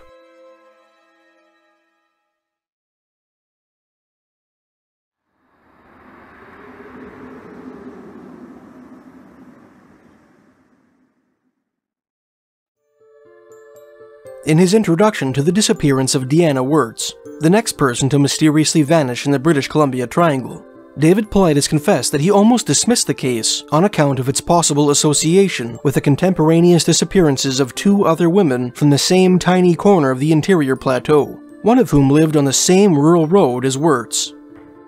The Mountie stated that the cases were not related, he wrote, and it would appear they are treating the other two cases as crimes, and the Wertz case as a missing person, unquote. 46-year-old Deanna Wertz lived with her husband on Yankee Flats Road, a rural back road south of the city of Salmon Arm. She was of both First Nations and German ancestry. This is important to our research, Paulides wrote on the subject of Wertz's heritage, as an unusually large number of Germans seem to go missing, unquote. In mid-July 2016, Deanna Wertz was said to be in good spirits. According to her sister, Dawn Kyle, who spoke with her on the phone on July 18th, quote, she was fine, she was great, she was happy. We were talking about seeing each other soon, unquote. Another of her sisters, named Alana Wertz, had similarly spoken with her several days earlier. We were making plans for a visit, she said. She sounded happy and wanted to meet her nieces, unquote. On the morning of July 19th, 2016, as he prepared to leave for work, Deanna's husband asked his wife what she was going to do that day. Deanna replied that she planned to take a long hike in the woods behind their residence, one of her favorite pastimes. After her husband left the house, Deanna chatted with a few of her friends on the phone, and affirmed her plan to head out for a hike into the high hills later that day. When his shift was over, Mr. Wertz returned home, and was greeted at the door by the family dog. Deanna was nowhere to be seen. Mr. Wertz was immediately overcome by the gut-churning sensation that something was amiss, but was less troubled by his wife's absence than by the dog's presence. Although it was not unusual for Deanna to spend an entire day hiking, she typically brought her dog along with her on her backcountry excursions. When Deanna had not returned home by evening, Mr. Wertz called several family members and friends to see if they had any idea where she might be, but none of them had heard from her since that morning. He waited until July 22nd before reporting Deanna's disappearance to the police. The Mounties launched a huge 7-day search for Deanna, employing SAR ground teams, all-terrain vehicles, RCMP service dogs, helicopters, and drones in their examination and re-examination of 8 square kilometers of wilderness behind the Wertz residence. They also searched up and down roads and creeks along which Deanna was suspected to have hiked. The ground and air search teams found no sign of the missing woman, and the police canines never found a scent trail. Curiously, on April 30th, 2016, less than 3 months earlier, a woman named Ashley Simpson had disappeared from her own rural property, just 2 doors down Yankee Flats Road from the Wertz residence. Many of the search and rescue personnel who searched for Deanna Wertz had also participated in the search for Ashley Simpson. Even more incredibly, Ashley Simpson was the second woman to go missing from that quiet country neighborhood in 2016. On February 22nd, about 2 months before Ashley's disappearance, a Cree woman named Caitlin Potts, who lived in the tiny city of Enderby, located about 10 miles or 16 kilometers west of Yankee Flats Road, had also vanished without a trace. Although it is believed that Caitlin had been trying to hitchhike from the southern Okanagan city of Kelowna to Calgary, Alberta, at the time of her disappearance. In an effort to address speculation that Deanna Wertz's disappearance might have some connection with the vanishings of Caitlin Potts and Ashley Simpson, both of which the RCMP considered suspicious, RCMP Media Relations Officer Corporal Dan Moskaluk told reporters in the summer of 2016 that, quote, "At this time, RCMP investigators do not suspect foul play is involved in Deanna Wertz's disappearance. Certainly, it's an anomaly to have 3 women go missing in such a small community, but it's not unheard of." Unquote. Within 14 months following the disappearance of Deanna Wertz, 2 more women would vanish from northern Okanagan country. Although RCMP have stated that they have no evidence indicating that the 5 proximate missing persons cases are connected, local media groups and armchair detectives have indirectly implicated a certain suspect in the disappearances. We'll take a closer look at the 5 missing women of northern Okanagan later on in this series.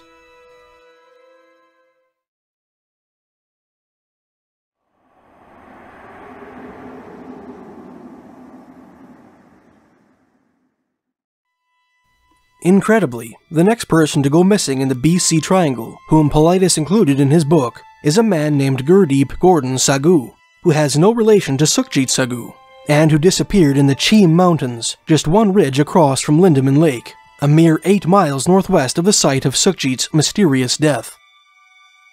I don't think I've ever written about someone who went through such a profound life change as Gordon Sagoo did, Paulides wrote in his introduction to the case. When he was in his 40s, an unhealthy and overweight Sagoo, who hailed from North Delta in the Greater Vancouver area, decided to turn his life around. He got in shape, took up running, and eventually became an outstanding trail runner. He transformed his new passion for fitness into a full-time career, leaving his job as general manager of a sign manufacturing company in Vancouver to become a personal trainer and life coach. On Sunday, August 14, 2016, 50-year-old Gordon Sagoo decided to take a hike in the Cheam Range, just east of Chilliwack, with his friend Cheryl Budai and another hiker. The trio hoped to summit Baby Monday Peak, one of 4 adjacent peaks, collectively referred to as the Four Sisters, the most iconic sister being the westerly Mount Cheam, which overlooks Chilliwack. During the hike, Sagoo pulled ahead of the rest of the group, telling his companions that he wanted to summit another peak alone, and promising to meet them at a pre-arranged rendezvous location, before returning with them to the trailhead. Both hikers later spotted Sagoo in the distance atop another peak, and one of them later watched him begin his descent down the mountain, laden with 3 liters of water in his backpack. When the trail runner did not show up at the rendezvous location at the end of the day, Budai and her companion alerted the RCMP in Chilliwack. The Chilliwack Search and Rescue Squad, Upper Fraser Valley RCMP officers, and a team of tracking dogs headed to the site of Sagoo's disappearance, and began to comb the mountainside for the missing hiker. The following day, RCMP planes and helicopters circled the Four Sisters, its spotters scanning the slopes for any sign of Sagoo. On Tuesday, August 16th, the mission was taken up by several additional search and rescue teams from across the Greater Vancouver area. The search and rescue operation continued throughout the weekend, supplemented by a drone and a helicopter equipped with an infrared camera. Footage taken by the cameras attached to these aerial crafts was diligently reviewed throughout the weekend, but neither visual evidence of the missing hiker nor a thermal signature indicating his presence could be found. The search was both extensive and comprehensive in its execution, the Chilliwack Search and Rescue Unit stated in a press release. Gordon Sagoo's family similarly expressed their admiration for the team's work, stating that their, quote, courageous and tireless efforts have been nothing short of remarkable, unquote. On Monday, August 22nd, 8 days after Sagoo's disappearance, the RCMP decided to scale back the search. Undaunted, the missing hiker's family began to raise money through a crowdfunding campaign, with which they planned to hire private mountain guides to continue the search for the lost trail runner. Despite their subsequent efforts, no trace of Gordon Sagoo has ever been found, and his ultimate fate remains a mystery. When you review the facts of this case, Paulides wrote in a summary of Sagoo's disappearance, the classic elements are present. Gordon is fine until there is a separation point between him and his friends. Something very unusual happened that we might never understand, unquote.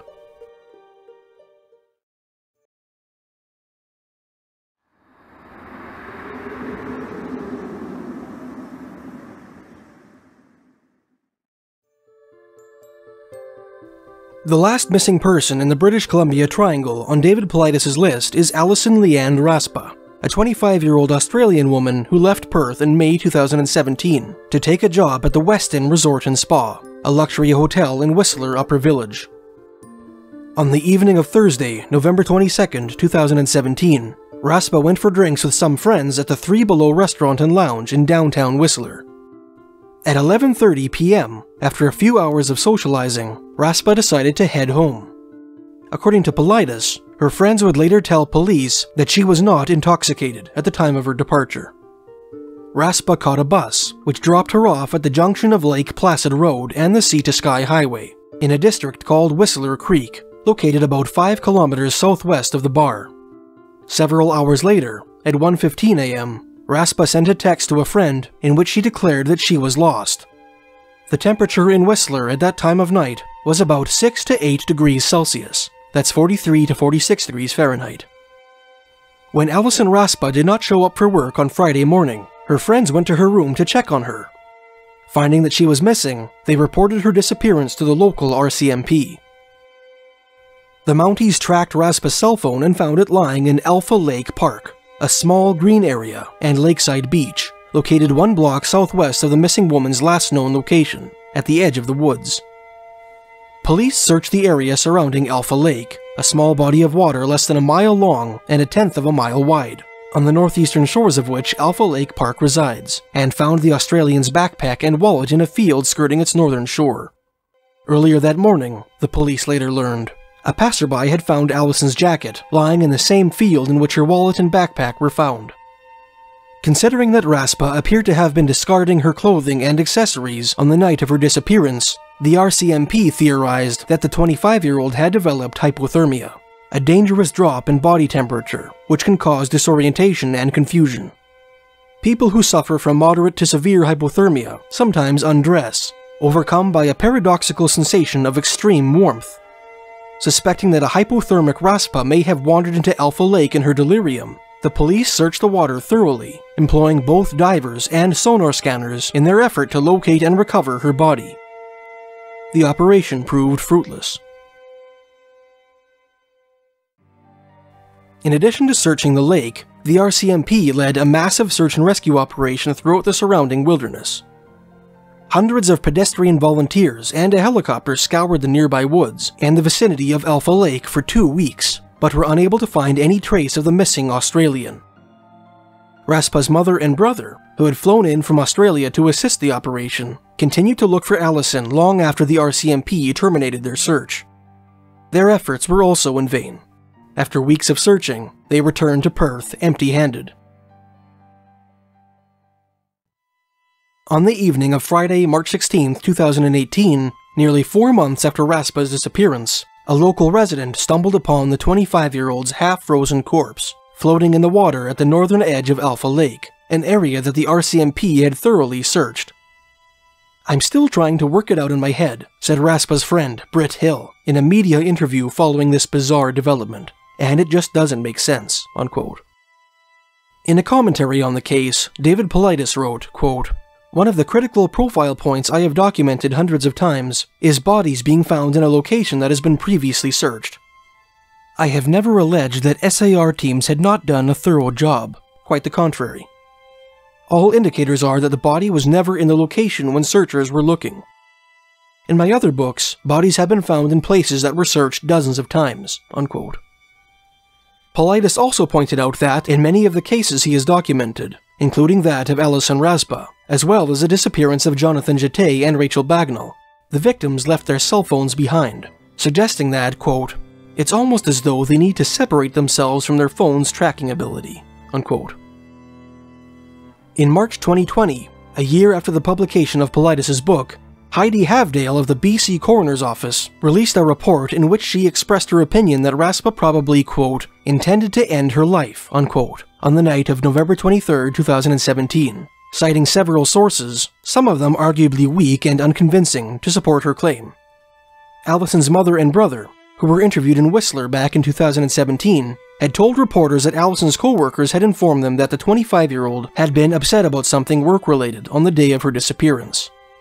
Witnesses who saw Raspa at the bar on the night of November 23rd recalled seeing her tearful and distraught. A staff member of the Three Below restaurant and lounge told police that Raspa had arrived at the establishment alone and complained to her that she, quote, had no friends in Whistler and her boyfriend had left and gone back to Australia, unquote. Police reviewed the text messages that she sent on the day of her disappearance and opined that they, quote, support feelings of despondency, unquote.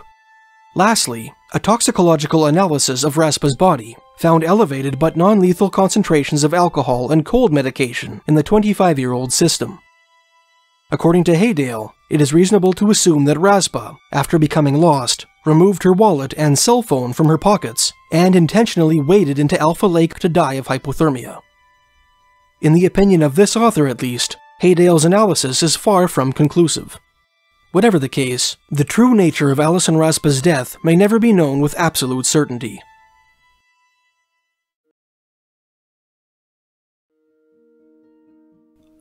Not every disappearance in the British Columbia Triangle which accords with Paulides' profile points is entirely inexplicable. Little Betty Jean Masters, for example, who disappeared from Red Lake in the summer of 1960, could conceivably have been carried off by a cougar. The tragic case of David Christian is almost certainly that of a young man who partied too hard on St. Patrick's Day, got lost on his way home, and died of hypothermia. Alison Raspa, in a spell of muddled passion, may have taken a fatal dip in frigid Alpha Lake.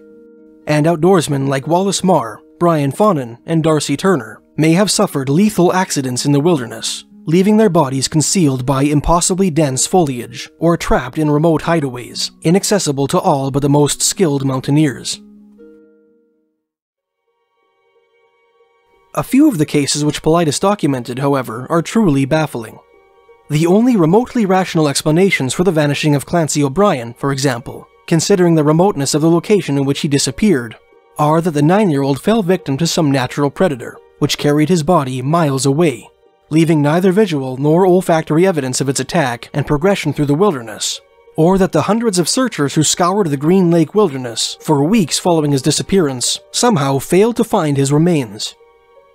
Similarly, the only remotely reasonable explanations for the disappearance of Jonathan Jette and Rachael Bagnall, considering the thoroughness of the search and rescue operations which their vanishing engendered, are that the couple lie entombed beneath a hypothetical rockslide, for the existence of which there is neither physical nor spectatorial evidence, or that they were abducted or murdered in a manner so clean and professional that their assailant left no evidence of his crime.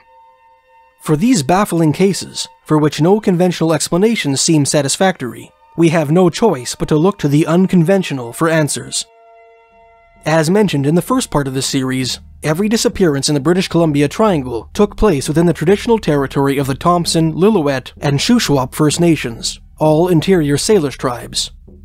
Interestingly, these three ethnocultural groups, who have lived in the British Columbian interior for countless generations, and know their ancestral land as well as any man knows his own backyard, share a number of disturbing legends, which offer chilling explanations for the unusual deaths and disappearances that sometimes take place throughout their territories. We'll explore some of these eerie native legends next week, in the third instalment of this 6-part series on the British Columbia Triangle. In the first 2 instalments of this series, we took a look at 13 unsolved disappearances which took place in the interior plateau of southern British Columbia, Canada. Intriguingly, all of these cases occurred within the traditional territories of the Thompson, Lillooet, and Shuswap First Nations interior Salish tribes, which share a number of dark legends involving preternatural predators and strange places in the wilderness where no human being is safe to tread. In this video, we'll explore these eerie native folktales surrounding the British Columbia Triangle. In order to fully appreciate the indigenous legends surrounding the British Columbia Triangle, we must first come to a basic understanding of its native inhabitants and their traditional territories. The Triangle's westernmost edge is the traditional homeland of the Lillooet Nations, whose territories encompass the watershed of the Lillooet River, the northern end of Harrison Lake, and the mountainous lake country surrounding the Northerly Bridge and Seton rivers.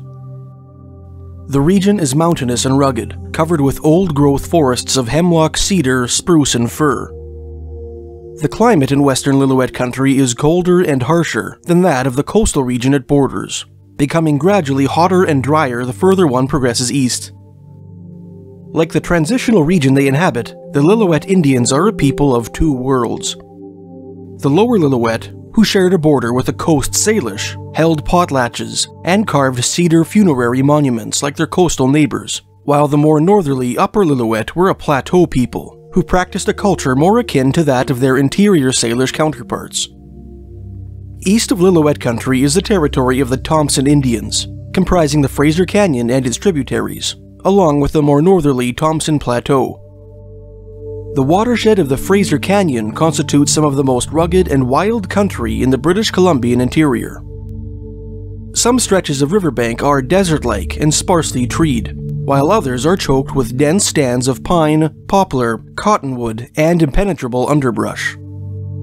As mentioned earlier, the Stein River, one of the canyon's tributaries, is home to mysterious ancient petroglyphs, which some Thompson consider sacred. The Thompson Plateau, in northern Thompson Indian Territory, is semi-arid like the Fraser Canyon.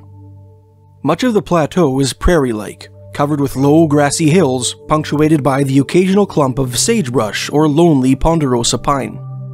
Other parts of the region are heavily forested, while others still are mountainous. East of central Thompson Territory is the land of the Nicola people, a small hybrid tribe descended from both the Thompson and the Okanagan nations, as well as an ancient band of migrating Dene. Named after Chief Nicola, a 19th century Grand Chief of the Okanagan nations, these people historically inhabited the valley of the Nicola River and the area surrounding Nicola, Douglas, and Stump lakes. Nicola country comprises some of the most beautiful land in the Thompson Plateau, characterized by dry, semi-forested uplands. Its semi-arid climate produces hot, sunny summers and bitter, frozen winters.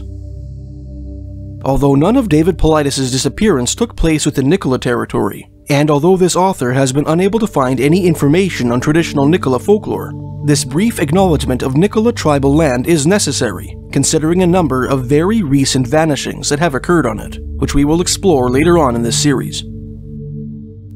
Beyond the northern border of Thompson Territory is the land of the Shuswap First Nations. The eastern half of Shuswap Territory lies in what is known as South Caribou Country, a region characterized by rolling grasslands and low mountains forested with pine and aspen.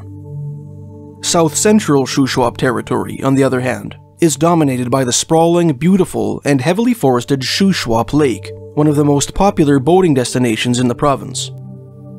At the eastern end of British Columbia's interior plateau lies the territory of the Okanagan Indians, who traditionally hunted and fished around the vast, heavily wooded Okanagan Lake and the sunny valley of the Similkameen River. Although only one mysterious disappearance from David Paulides' book took place in Okanagan Territory, the folklore of the Okanagan Indians is so similar to that of the Thompson and Shuswap that its inclusion in this comparison may not be unwarranted.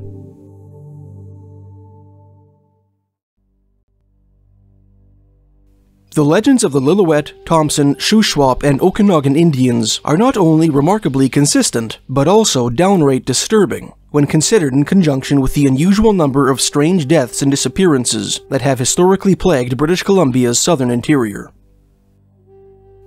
Among the most authoritative sources on these strange tribal legends are the writings of James Alexander Tate, a Scots-Canadian anthropologist who lived alongside and studied the interior Salish First Nations of British Columbia throughout the late 19th and early 20th centuries.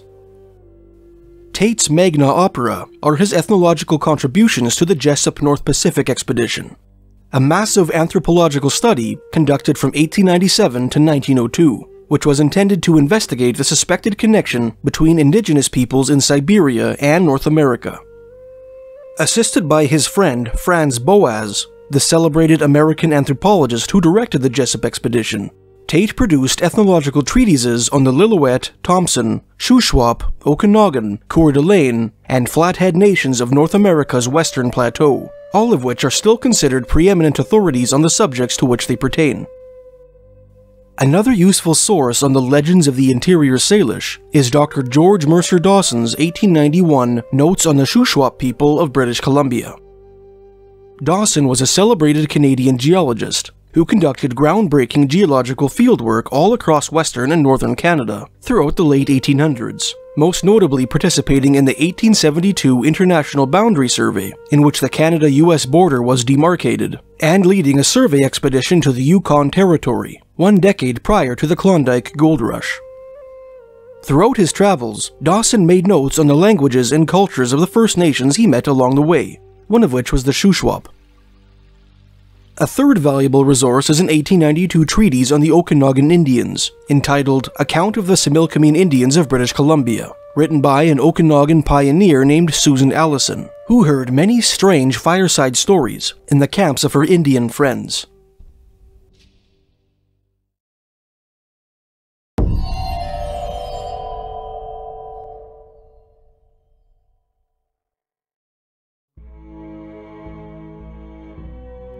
The Lillooet, Thompson, Shuswap, and Okanagan believed that certain strange and dangerous entities inhabited the wilderness beyond their camps and villages.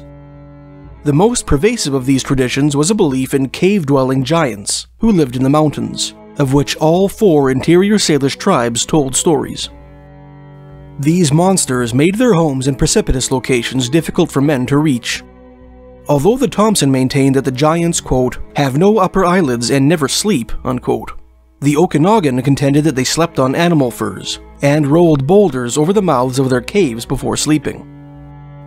According to the beliefs of the Upper Thompsons, Tate wrote, giants about 30 feet tall inhabit the Okanagan country, and were quite numerous in the Upper Thompsons until the 1850s and 60s.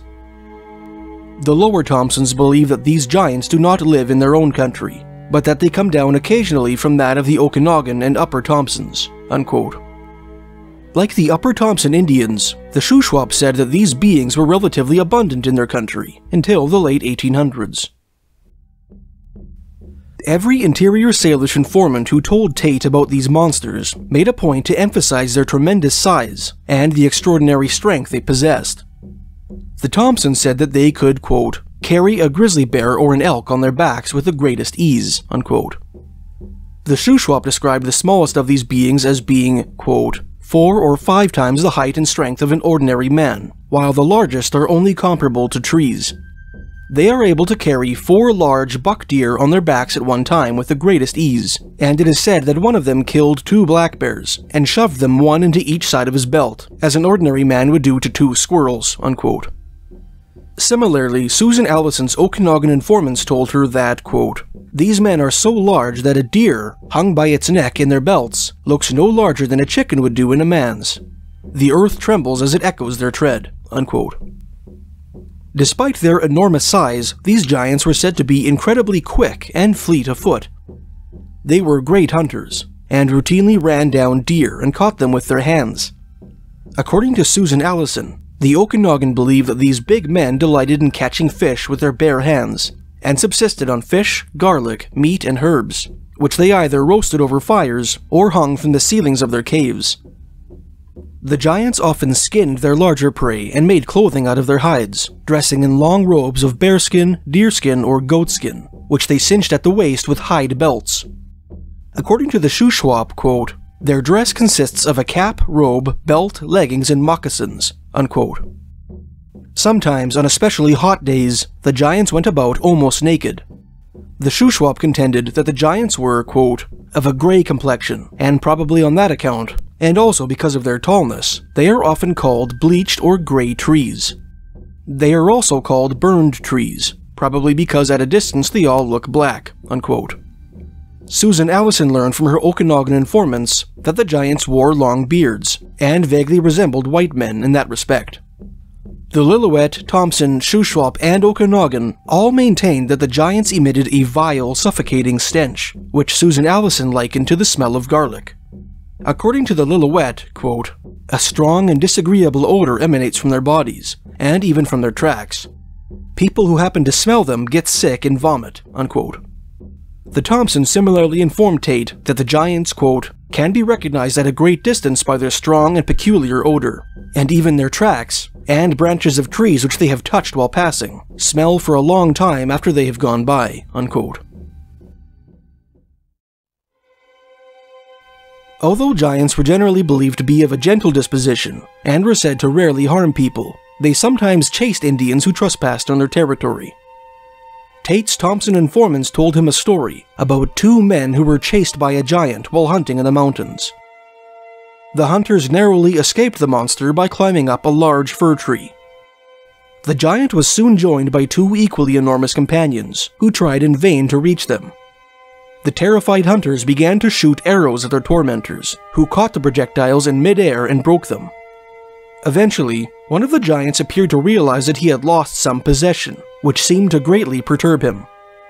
He and his companions retreated into the woods, presumably to look for the lost item, allowing the Indian hunters to make their escape.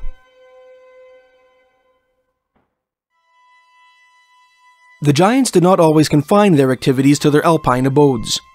Sometimes they snuck into Indian camps in the middle of the night and stole fish from drying racks. According to the Thompson, some of the bolder giants would occasionally venture into the valleys in the daytime. Every once in a while, they would approach fishermen on the riverbank and hypnotize them so that they fell into a stupor, whereupon they would help themselves to their catch. The most disturbing behavior attributed to the giants, especially considering the unsolved disappearances that have taken place over the years in the British Columbian interior, was their habit of kidnapping people, especially women, and carrying them off to their caves.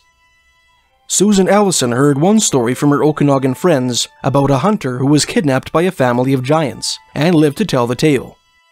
When he was a teenager, the hunter took it upon himself to watch over a remote fish trap that his father had built, from which fish had been mysteriously disappearing. Early one morning, at the end of his nightly shift, he fell into a deep slumber. While he slept, he was seized by a family of giants and carried off to a mountain cave, in which he was subsequently imprisoned.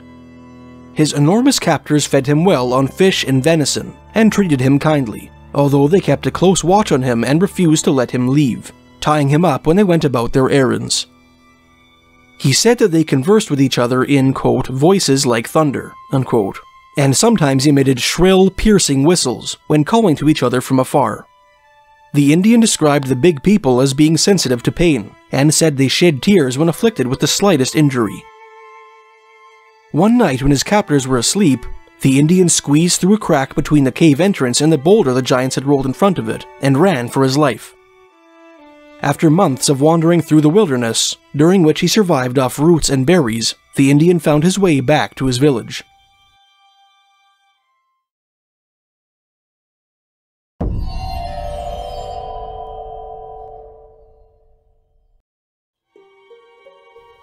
Susan Alison wrote that the Okanagan Indians made a distinction between the giant men of the mountains and preternatural beings which they called Sonnie-appoos, or devils, which one of her Indian friends had personally encountered in the mountains. Her friend described this creature as a large black man covered with long, silky hair. I have heard the Indians describe some Sonnie-appoos that used to frequent a certain place in what is now our cattle ranch, Alison wrote, as having the body of a man and the head of a deer, with a human face covered with deer's hair. The limbs were also those of a deer. From the shoulders sprung the wings of a bat, which seemed to vibrate in the air perpetually, unquote.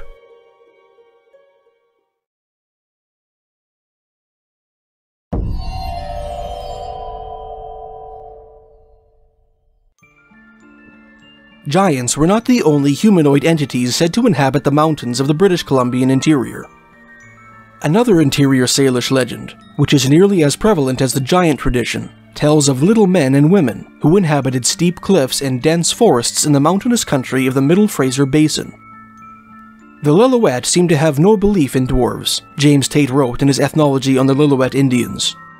Some say that they never heard of any being in their country, but they have heard that such beings inhabit the countries of the Thompson and Okanagan Indians." Unquote. Similar to the giants, these dwarves were said to have once been prevalent in many parts of the country, but were seldom seen by the late 19th century. The most detailed description of these diminutive people appears in Tate's Ethnology of the Thompson Indians, in whose country the dwarves were generally believed to be the most numerous. "They are just like men," he wrote, "but their skins are pale, and their bodies very gaunt. They are only about 2 feet tall. They wander around the mountains, sometimes shouting, groaning, or weeping. Their eyes are sunk very deep in their heads. They run away from hunters, and go into inaccessible places. The Spence's Bridge Indians claim not to have seen any for the last 15 years. Formerly, they were very numerous in the Okanagan country. The Lower Thompsons say that they can make themselves visible or invisible at will. According to their ideas, the dwarf women do not exceed 3 feet in height. A few of the men, however, are tall, surpassing the tallest Indians in stature, but none of them are of medium height." Unquote. Tate's strange comment that some of the dwarf men can grow to be taller than the tallest Indians evokes the Inuit legend of the Inuarutlagak, a race of shape-shifting elves who are said to have made their homes among the mountains of the Arctic islands. In his 1875 book, Tales and Traditions of the Eskimo, which includes old Inuit folk tales that he collected during his travels in Greenland, Danish geologist Dr. Heinrich Rink represented the Arctic dwarves as generally being very small in stature, yet paradoxically described certain elfmen as being very tall in relation to the Inuit. According to James Tate, the Thompsons said that the dwarves of the British Columbian interior, quote, "all wear clothes similar to those formerly worn by the Indians, but have never been seen with bows and arrows." Unquote. George Dawson conversely claimed that the dwarves, according to the Shuswap, did hunt game with tiny bows and arrows. While represented as being only 2 feet high, he wrote, they are able to carry a deer easily. In contrast to this, when a squirrel is killed, they skin it and take only a part, as the whole is too heavy for them. The Indians are very much afraid of them." Unquote. Tate echoed Dawson's statement that the Shuswap believed the dwarves to be 2 feet tall, and said that they were supposed to be, quote, "gifted with great magic."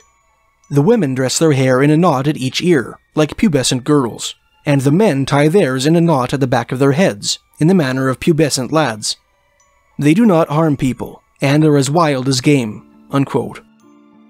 Regarding their essential nature, the Thompson Indians believed that the dwarves were the spirits of cedar trees, and claimed that they had the power to transform themselves in the eyes of their observers. They are rather fond of joking, Tate wrote, and playing tricks on people. Tate went on to describe several Thompson stories in which dwarves, apparently for their own amusement, deceived Indians in the wilderness by creating optical illusions. It is interesting to note, considering the ancient red ochre paintings that adorn the cliffs of the Stein River Valley, that the Wanapan Indians who once inhabited the Columbia River Valley in Washington state believed that the rock art which could be found throughout their own territory was made by the Little People, a race of mysterious, diminutive beings, whom one anthropologist described as being, quote, "inclined to the ways of evil spirits." Unquote.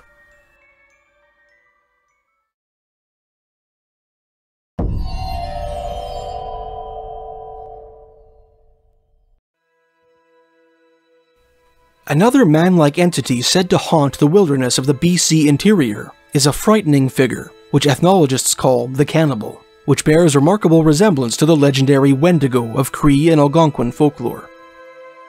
In the interior plateau, the entity seems to be unique to Shuswap folklore, the northernmost of the interior Salish tribes. According to Tate, Shuswap medicine men would often adopt the Cannibal as their guardian spirit, decorating their clothing and belongings with its skeletal image, in the hope that it would wreak vengeance upon those who had wronged them. The Cannibal was a dangerous guardian for a person to have, Tate wrote.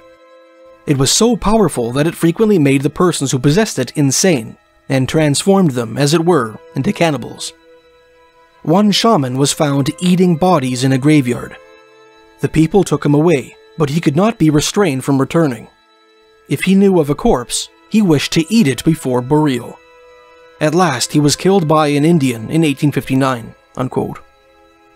In his notes on the Shuswap, Dr. George Mercer Dawson included a mythological tale involving this sinister entity and the Shuswap's cultural hero, a trickster named Coyote. According to this story, Coyote was traveling up the northern bank of the South Thompson River, not far from Little Shuswap Lake, an extension of Shuswap Lake's southwestern arm, when he, quote, met a terrible being who ate men, and appeared to be nothing but skin and bone, unquote. Hoping to avoid a duel with the ghoul, who seemed intent on killing him, Coyote attempted to trick him, telling him that he too was a man-eater, and therefore his kinsman. The cannibal doubted Coyote's claim, and asked him to prove it by vomiting, revealing the contents of his last meal. A battle of wits ensued, which ultimately resulted in both Coyote and the cannibal turning to stone.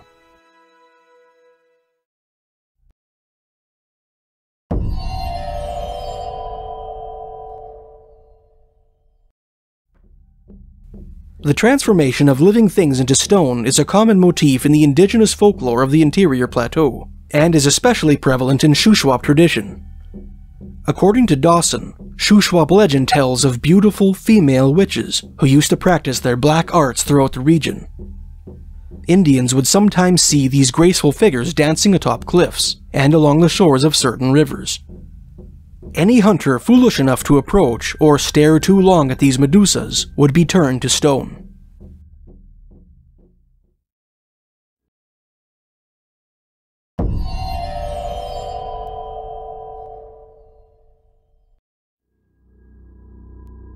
Another monster of interior Salish tradition is a nameless creature, vaguely similar in appearance to the cannibal, said to inhabit the mountainous country surrounding the Fraser Canyon.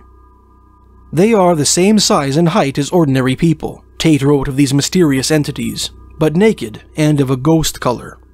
They are very gaunt, the shape of all their bones and joints being visible. Their eyes are very large and round, and protrude from their heads. Like ghosts, they chase people, but are more persistent, unquote. Another creature, which Tate described as, quote, a human body of a white color without any limbs, which occasionally rolls over the ground, uttering cries like an infant, unquote, was also encountered in the mountains from time to time by unfortunate Thompson hunters. A person who sees any of these monsters will die shortly afterward, Tate wrote. Such monstrosities as these seem to be unknown to the upper divisions of the tribe, unquote.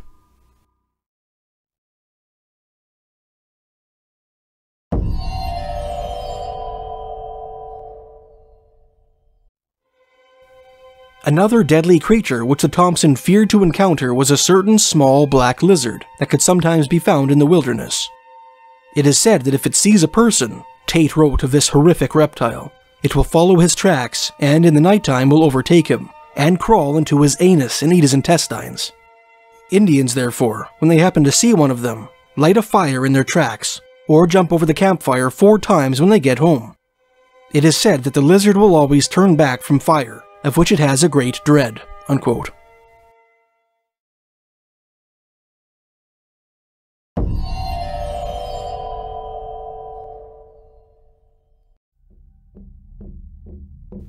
Perhaps the most disturbing interior Salish legends of all, in the context of the uncanny disappearances which have taken place throughout the Middle Fraser Basin, are those pertaining to what ethnologists call land and water mysteries, malevolent supernatural monsters which abide within and are inextricably bound to certain remote sections of the wilderness.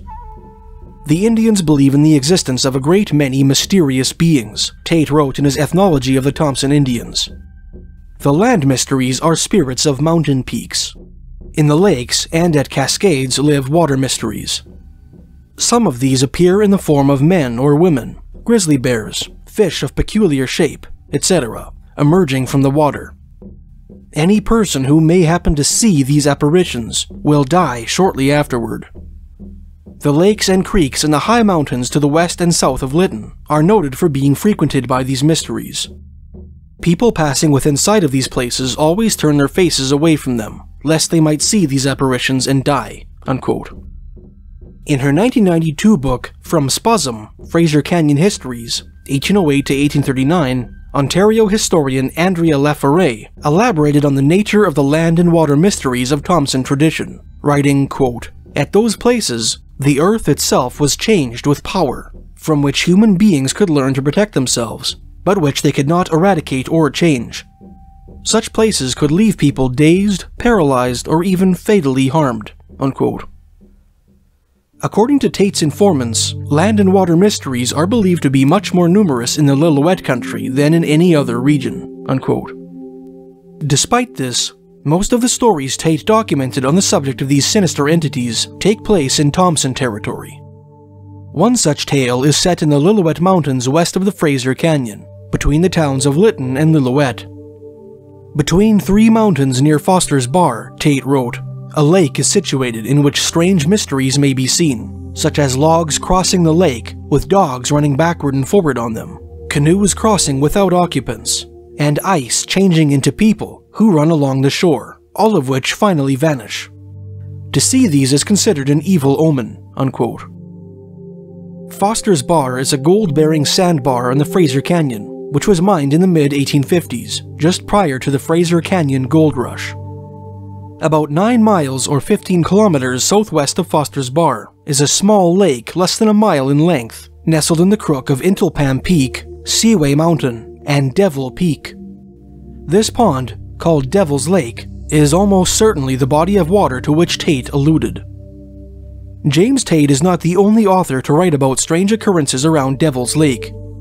According to Canadian hiking enthusiast Gordon White, in his 1991 book, Stein Valley Wilderness Guidebook, quote, "Devil's Lake is an area of powerful spirits, according to Indian legend. Even today, native people blacken their faces when passing by the lake, in order to avoid being recognized by the devil who lives in the lake." One story reported by Judge Thomas Meagher of Lillooet tells of the devil, an old woman with long hair, floating around the lake on a log chanting strange songs. Another account tells of herds of goats turning into stone, young maidens dying while swimming, and a bull with a dog on its head, attempting to swim the lake and disappearing about halfway across. Unquote. Author Robert W. Nicholson elaborates on this spooky Indian legend in his 2002 book, Pit Lake, writing, quote, "According to the Lillooet's traditional stories, there is a very ancient and evil woman who lives at Devil's Lake. The natives say that this ancient woman has very long hair and often floats around Devil's Lake on a log, chanting songs that they do not understand. It was common practice for natives who passed by the lake to blacken any exposed skin with ash so that the evil woman would not see them. This legend continues on to say that any man or beast entering the waters of Devil's Lake simply disappears. Although Devil's Lake is considered by the Lillooets to be the home of this ancient evil woman, she is also said to wander the land in search of souls." Unquote.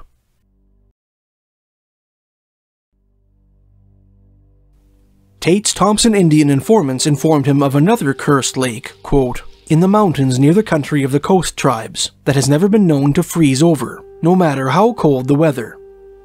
There is sometimes seen on its waters an apparition in the shape of a boat with oars, manned by Hudson Bay employees, dressed in dark blue coats, shirts and caps, and red sashes. They always appear at the same end of the lake and row across to the other end, where they talk with one another in French. Then they row back as they came, and disappear. If 4 men are seen in the boat, it is considered a good omen, but if 8 men, the reverse is the case, and the person seeing the apparition will become sick or will die shortly afterward." Unquote. It is possible that this second lake to which Tate's informants referred is Seton Lake, a freshwater fjord with unnaturally bright green waters, located just west of the town of Lillooet, which is said to never freeze over in winter. Back in 1846, this lake was crossed by Scottish explorer Alexander Caulfield Anderson, whom the Hudson's Bay Company had commissioned with finding a new trail through the coast mountains, and whose crew included French-Canadian voyageurs.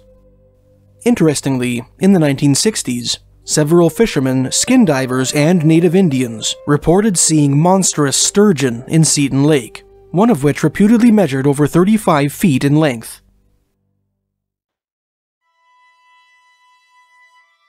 Much of Andrea Laforet's book consists of quotes, stories, and information furnished by a Thompson elder named Annie York.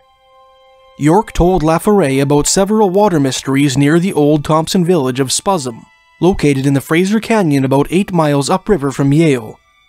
One of these mysteries lived in a peculiar lake, located in the high hills beyond an old logging camp. This lake is quite a size, York said, and once in a while, if you camped around the lake there, it's kind of a weird lake. There's this weird story about it. At nighttime, all the drift logs that were around this lake, round the edge, they all moved into the center, and piled up just like an island. And at 5 o'clock in the morning, every morning, in the early part of the morning, they scattered again, all around the lake just the same as they were, and stayed that way, until when the sun went down again, they moved again into the center, and made the form of an island, and that's the way this lake is, unquote. According to Tate, the Thompson Indians associated certain petroglyphs, such as those which adorn the rock walls of the Stein River Valley, with land and water mysteries. On some cliffs, he wrote, pictures in brilliant colors are seen, which vanish as suddenly as they appear. The Indians claim that some of the rock paintings to be found in their country, especially those on rocks which overlook water, are the work of the spirits of those places. One of these was on a rock facing the pool between the Little and Big waterfalls of Waterfall Creek, near Spence's Bridge. The pictures were made in red paint, and represented the sun, the stars, the coyote, wolf, grizzly bears, etc., unquote. Tate went on to describe another petroglyph inscribed on a cliff overlooking the southern shores of Nicola Lake, at a point about 12 miles northeast of the city of Merritt. The Indians, while passing below in canoes, Tate wrote, avoid looking at the place, because if they do so, they say the wind will immediately begin to blow, unquote. Interestingly, Annie York declared Nicola Lake to be the home of a powerful water mystery, claiming that a native girl once became paralyzed after seeing a large eel in its waters.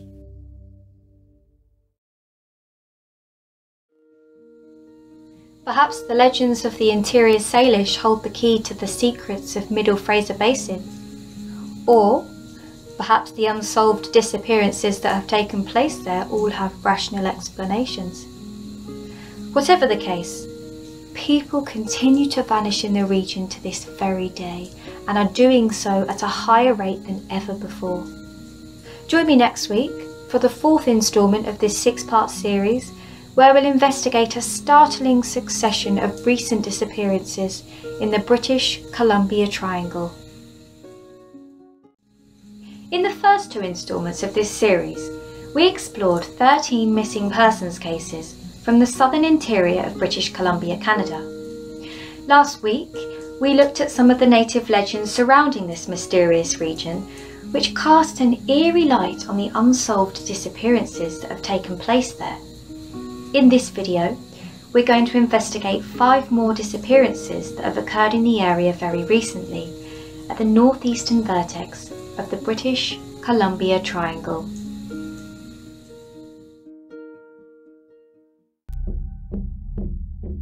Whether or not the disturbing native legends surrounding the British Columbia Triangle have any bearing upon the vanishes endemic to the region is a matter of conjecture.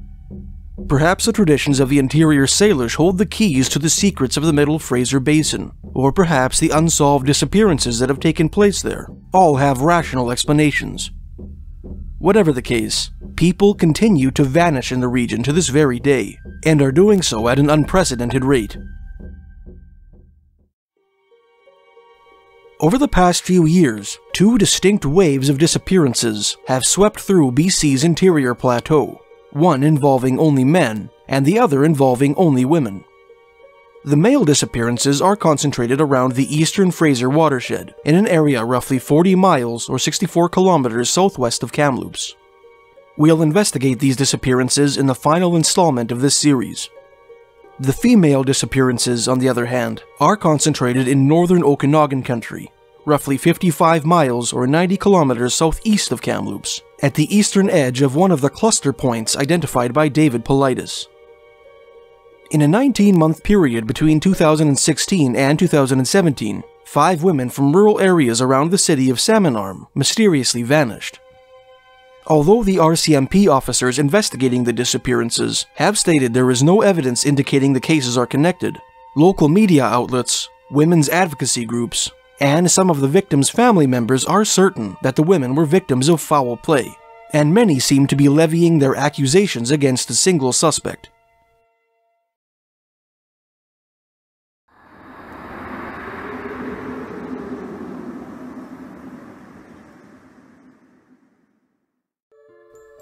The first of the ladies to disappear was 27-year-old Caitlin Brandy Potts, who lived in a rural area just east of the tiny city of Enderby, located about 9 miles or 15 kilometers southeast of Salmon. Although Caitlin did not necessarily disappear from the same tiny corner of British Columbia from which the other 4 women vanished, her name has become inextricably linked with theirs on account of the fact that her residence was located within the same 13-kilometer radius in which the other disappearances occurred. Caitlin Potts was a member of the Samson First Nation, a Cree Indian band from the community of Hobbema, now called Mesquasses, located south of Edmonton, Alberta. In late 2015, Caitlin left Alberta and relocated to Enderby, where she lived with a man named Jason Hanadiak, with whom she had once lived back in Edmonton. Although both the media and members of Caitlin's family have identified Hanadiak as Caitlin's boyfriend, Hanadiak himself has publicly denied that allegation. By all accounts, Potts and Hanadiak had a turbulent relationship, which was punctuated by several temporary separations. Back in August 2014, when Potts and Hanadiak were both living in Edmonton, Hanadiak was accused of assaulting Potts with a weapon, a charge of which an Albertan court later found him guilty. Sometime after the incident, Potts took up residence in a women's shelter in Salmon. There are conflicting accounts as to where Caitlin was staying at the time of her disappearance. Some claim that she had moved back in with Hanadiak, who lived on a rural property just east of Enderby, while others contend that she was living in Salmon with a roommate whom she had met at the women's shelter. On Sunday, February 21, 2016, at about 1:30 in the afternoon, a security camera captured Caitlin Potts entering the Hudson's Bay store in the Orchard Park Mall in the southern Okanagan city of Kelowna, located about 50 miles or 80 kilometers south of Enderby. Caitlin's presence in the Orchard City, as Kelowna is sometimes called, was not unusual, as she often traveled throughout British Columbia and Alberta, and was known to have connections in the area. The following day, on February 22nd, Caitlin sent a Facebook message to her younger sister, Cody. Cody lived in Edmonton, and Caitlin planned to pay her a visit. In her message, Caitlin claimed to have found someone on Kijiji, a Canadian classified advertising website, who agreed to drive her to Calgary, Alberta, the first leg of the journey to Edmonton. That was the last time any of Caitlin's family members ever heard from her. 8 days later, on March 1st, Caitlin's mother, Priscilla, reported Caitlin's disappearance to the Vernon, North Okanagan RCMP.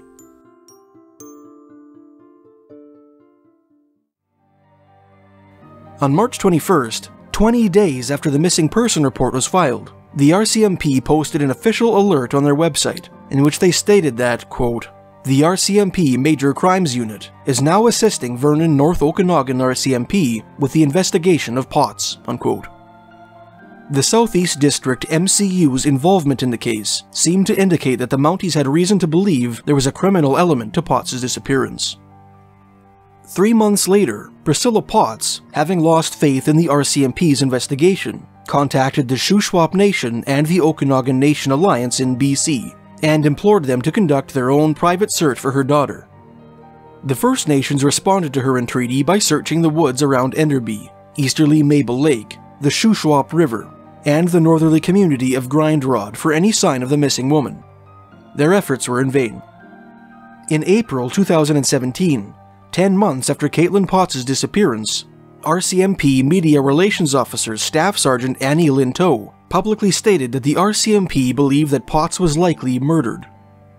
Lintow concluded her press release with the cryptic words, quote, "Investigators do not believe Caitlin Potts left the Okanagan before her death.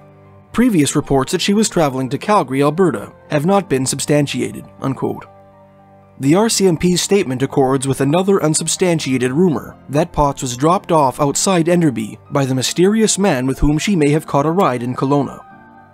To date, Caitlin Potts' body has not been found, and her fate remains a mystery.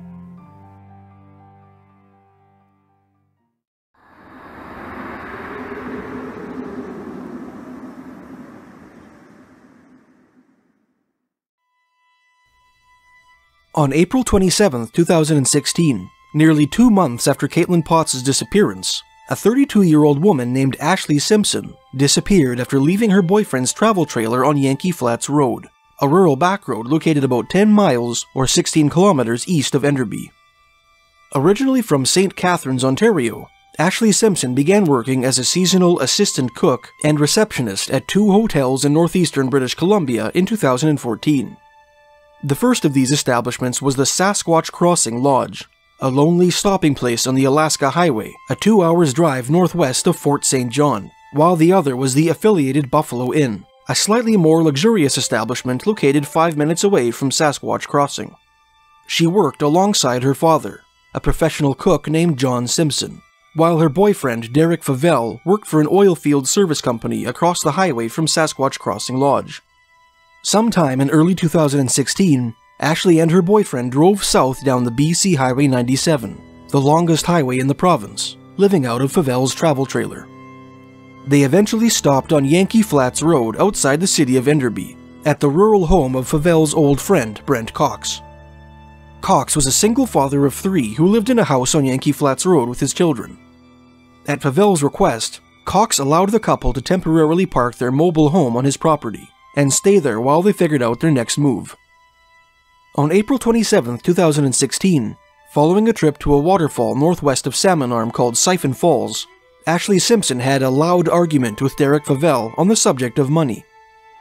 The fight was so audible that Cox, who was trying to put his kids to bed, came out of his house and asked the couple to quiet down. According to Favell, the argument ended when Simpson stormed off in a rage. Favell himself reportedly retreated to the trailer to cool down. Derek Favell fell asleep in the camper without seeing his girlfriend again that night. "When I woke up in the morning," he later told the press, "I thought Brent had driven her into town, or taken her down to someone's to go spend a couple days. She had done that before, where she had taken off at night, and we had to get someone to go pick her up because she was walking. I kind of figured that she had done the same thing," unquote. Between 7:30 and 8 o'clock that morning, Favell received 2 texts from Ashley, in which she stated that their relationship was over. She also informed Favell that she planned to head to her parents' home in Niagara-on-the-Lake, Ontario, and work with her father again, but as she didn't have the means to travel there by bus, she would probably have to hitchhike. That was the last time anyone ever heard from Ashley Simpson. Sometime after Ashley's departure, Favell became concerned that his ex-girlfriend was not responding to his text messages, and texted one of her cousins to see if she had heard from her. The cousin, who had not had any recent contact with Simpson, alerted Ashley's mother, Cindy. Alarmed by her daughter's uncharacteristic silence, Cindy Simpson subsequently reported Ashley's disappearance to the RCMP. On May 19, 2016, 3 weeks after her disappearance, the RCMP Southeast District Major Crimes Unit became involved in Simpson's missing persons case, an indication that the Mountie suspected that Simpson may have fallen victim to foul play. In a press release, RCMP Media Relations Officer Corporal Dan Moskaluk stated that, quote, "The investigation into Ashley's disappearance has not come up with much information to date. Normally with missing persons matters, a good percentage of them are located in short order. We need to get information on their whereabouts or information as to where they were last seen. With the case of Ashley Simpson, the lack of information and leads us to believe that foul play may be a contributing factor in her disappearance," unquote.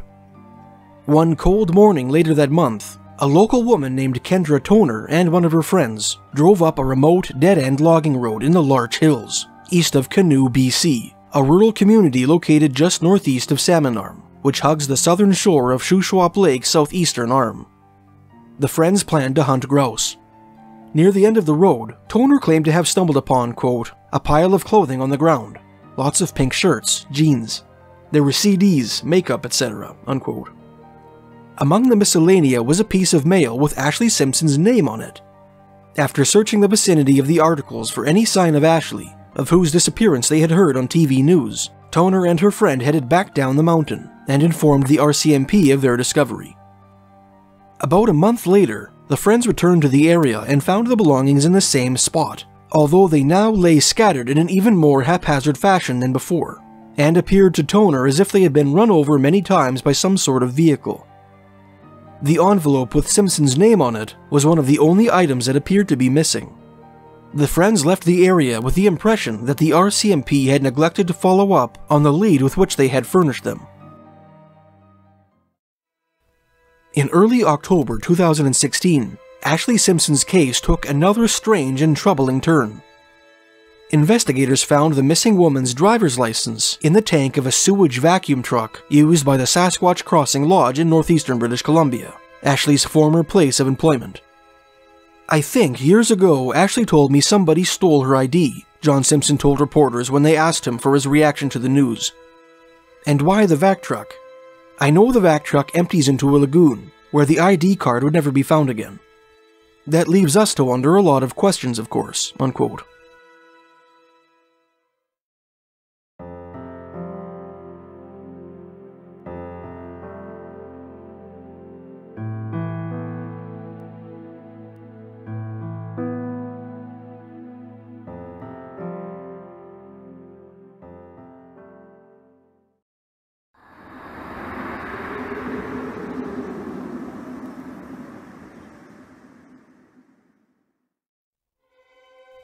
On July 19, 2016, less than 3 months after Ashley Simpson's disappearance, 46-year-old Deanna Wertz, whose case we examined earlier in this series, vanished without a trace while hiking in the hills outside her home. Deanna's residence was located just 2 doors down the road from Brian Cox's property.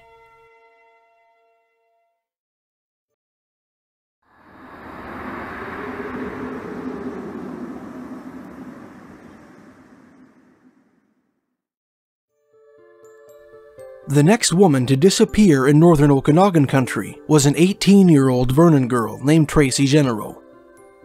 According to her father, Darcy Jongerhuis, Tracy had fallen in with a bad crowd in her early teens and made some poor decisions, becoming addicted to heroin, and in order to support her habit, descending into the shadowy underworld of the escort industry. After surviving a devastating car accident that nearly left her paralyzed, she began to turn her life around. She worked hard to overcome her addiction and began volunteering at the Vernon SPCA, taking a preliminary step on a hopeful road to one day becoming a veterinarian. By the spring of 2017, she was well on her way to recovery. On May 29, 2017, a local man named Bob Zimmerman, who knew Tracy and had pushed her to get her life back on track, saw the 18-year-old climb into a white van in an alley outside a Vernon bottle depot. Aside from the vehicle's mysterious driver, Zimmerman was the last man known to have seen Tracy alive. Tracy's parents knew that something was terribly wrong when their daughter failed to contact them after a few days. Although Tracy had run away from home in the past, she had always regularly kept in touch with them to let them know that she was safe. In a later interview, Tracy's elder sister, Kyla, told reporters, quote, "I knew that she would not have been out of contact with my mom this long, or my dad. The fact that she was, I knew something was wrong," unquote. Fearing for his daughter's safety, Darcy Jongerhuis informed the local RCMP of her disappearance. In later interviews, he claimed that he had to make 3 missing person reports before the Mounties publicized his daughter's case.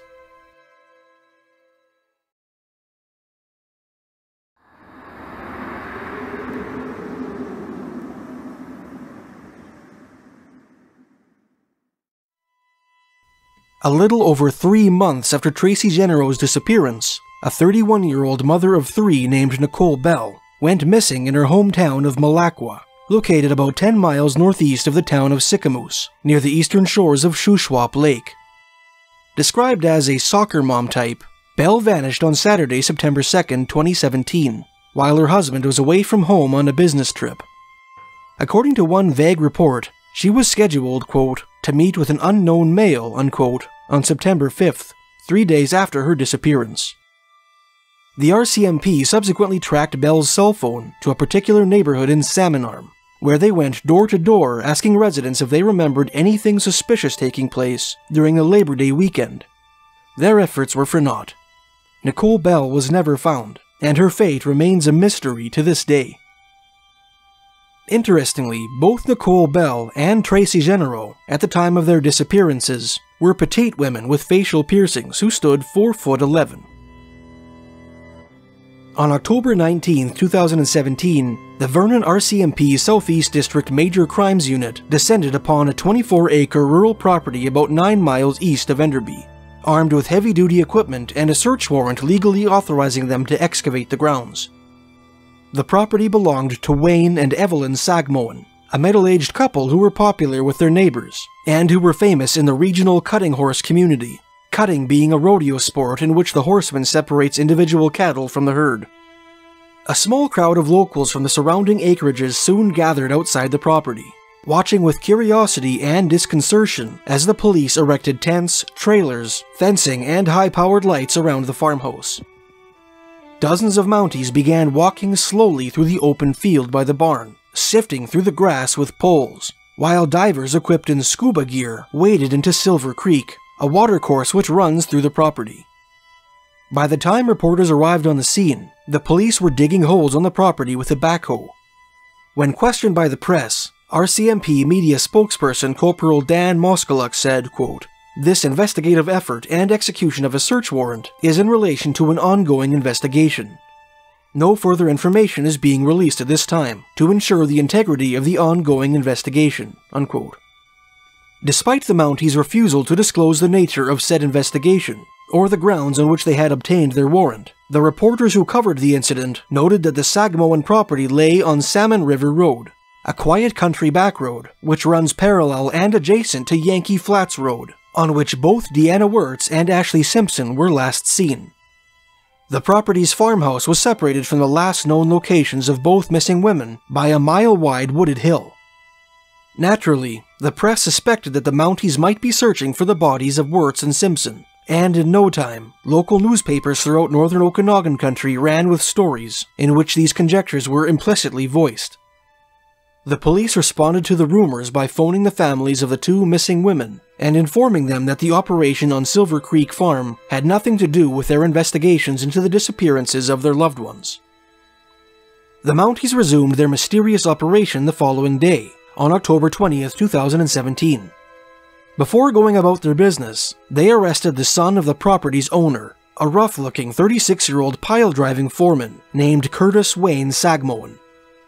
Journalists subsequently interviewed some of the Sagmoen's neighbors and learned that Curtis Sagmoen had been staying with his parents at the time, as he often did between jobs. The interviewees described the pile driver as strange and quiet, yet generally pleasant and polite. Some suspected that he was addicted to crystal meth on account of his haggard appearance and missing teeth. The arrest of Curtis Wayne Sagmoen was related to an incident that occurred at the Silver Creek property 2 months earlier, on August 28, 2017. That incident was the latest episode in a succession of unsettling encounters between Sagmoen and various female escorts, which render the subsequent discovery on his parents' acreage all the more disturbing. Curtis Sagmoen's first clash with an escort occurred in his hometown of Maple Ridge, British Columbia, located at the easternmost end of the Greater Vancouver Regional District, on the northern shores of the Fraser River. In 2013, the 33-year-old pile driver was living alone in one of the townhouses that comprise the Kanaka Creek Estates, a neighborhood located near the city's southeastern edge. One cold winter night in January 2013, Sagmoen assaulted a female escort in his home, a charge to which he would later plead guilty. In a later reminiscence, one of Sagmoen's neighbors recalled hearing shrieking outside his house that night, and went out to investigate. He found Sagmoen standing over a screaming woman, who was cowering on the concrete, bleeding from her head. The woman pleaded for help, claiming that Sagmoen had struck her with a hammer. Sagmoen attempted to justify his actions by retorting that she had stolen his belongings. The escort survived her injuries, and later charged the pile driver with assault. Later that year, 2 different women were assaulted by what was presumably the same masked man on 2 different walking trails in southeastern Maple Ridge, both of which ran within a mile of Sagmoen's townhouse. The first assault took place on the morning of Thursday, November 7, 2013, when a man wearing a balaclava grabbed a young woman from behind on a wooded trail near 240th Street. The woman fought off her assailant and escaped without further incident. About 2 hours before the assault, another young woman had been accosted by a similar-looking man while walking to Samuel Robertson Technical School, which is located on 104th Avenue nearby. The man had asked the woman where she was going, but the student did not respond.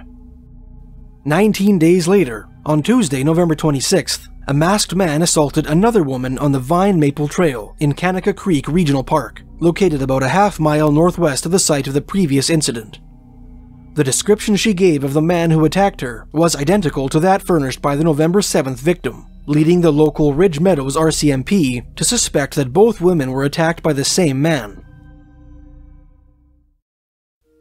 Some media outlets and women's advocacy groups have suggested that Curtis Sagmoen might have been the masked man who perpetrated the Maple Ridge assaults on November 7th and November 26th, considering the close proximity of his residence to the crime scenes, as well as his subsequent criminal history.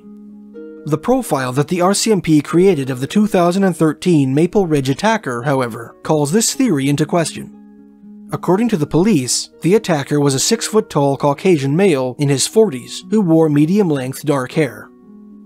Curtis Sagmoen stands 5 foot 7 inches, has light brown hair which he routinely keeps closely cropped, and was 33 years old in 2013. Later that year, Sagmoen left Maple Ridge and moved on to his parents' property on Salmon River Road, where he lived out of a travel trailer.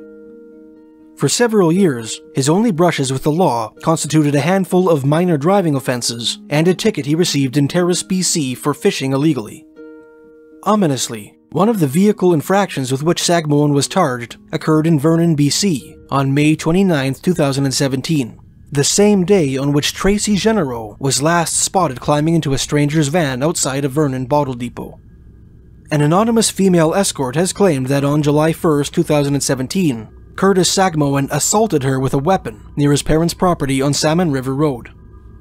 18 days later, exactly 1 year after Deanna Wertz disappeared from her home on Yankee Flats Road, Sagmoen solicited the services of another escort, whom he invited to his parents' acreage. Before his guest arrived, Sagmoen laid a homemade wooden spike belt across his parents' long dirt driveway. Predictably, the apparatus punctured the tires of the escort's Jeep as she pulled up to the remote rural property. The woman immediately drove off and managed to make it to a repair shop where her tires were patched. She later charged Sagmoen for the damage he inflicted upon her vehicle, to which the pile driver pled guilty. On August 10, 2017, Sagmoen solicited the services of a third escort, whom he asked to meet him at his parents' property. The woman later claimed that, upon arriving at the acreage and finding the gate locked, she texted Sagmoen and asked him to let her in. The 36-year-old pile driver arrived shortly thereafter, driving an all-terrain vehicle, and asked the woman to follow him down a narrow dirt trail that led into the woods. The trail was too narrow to accommodate the car, and so, at Sagmoen's insistence, the woman got out of her own vehicle and climbed onto the back of the man's ATV. Sagmoen then offered the escort a drink from a bottle, which he claimed contained sipping booze. When she refused the beverage, Sagmoen allegedly pretended to take a sip of the liquor before slipping the bottle into his pocket. Sagmoen drove the woman down the rough dirt trail to the banks of Silver Creek. There, the escort demanded that she be paid for her services, whereupon Sagmoen suggested that they head to his trailer. With the escort riding behind him, Sagmoen drove back up the trail to the woman's car, opened the gate to his parents' property, and asked his guest to follow him in her own vehicle. The escort tried to do as requested, but couldn't advance up the driveway on account of the mud. While Sagmoen attempted to push the vehicle out of the rut into which it had sunk, a neighbor who was out for a walk happened upon the pair. "I got the impression he wished I wasn't there," the man later said of Sagmoen while testifying in front of a Vernon jury. When it became clear that the woman's car would not budge, the escort got onto the back of Sagmoen's ATV once again and drove with him up the long dirt driveway through the woods. At a point on the trail near a steep cliff, Sagmoen's quad slowed to a stop.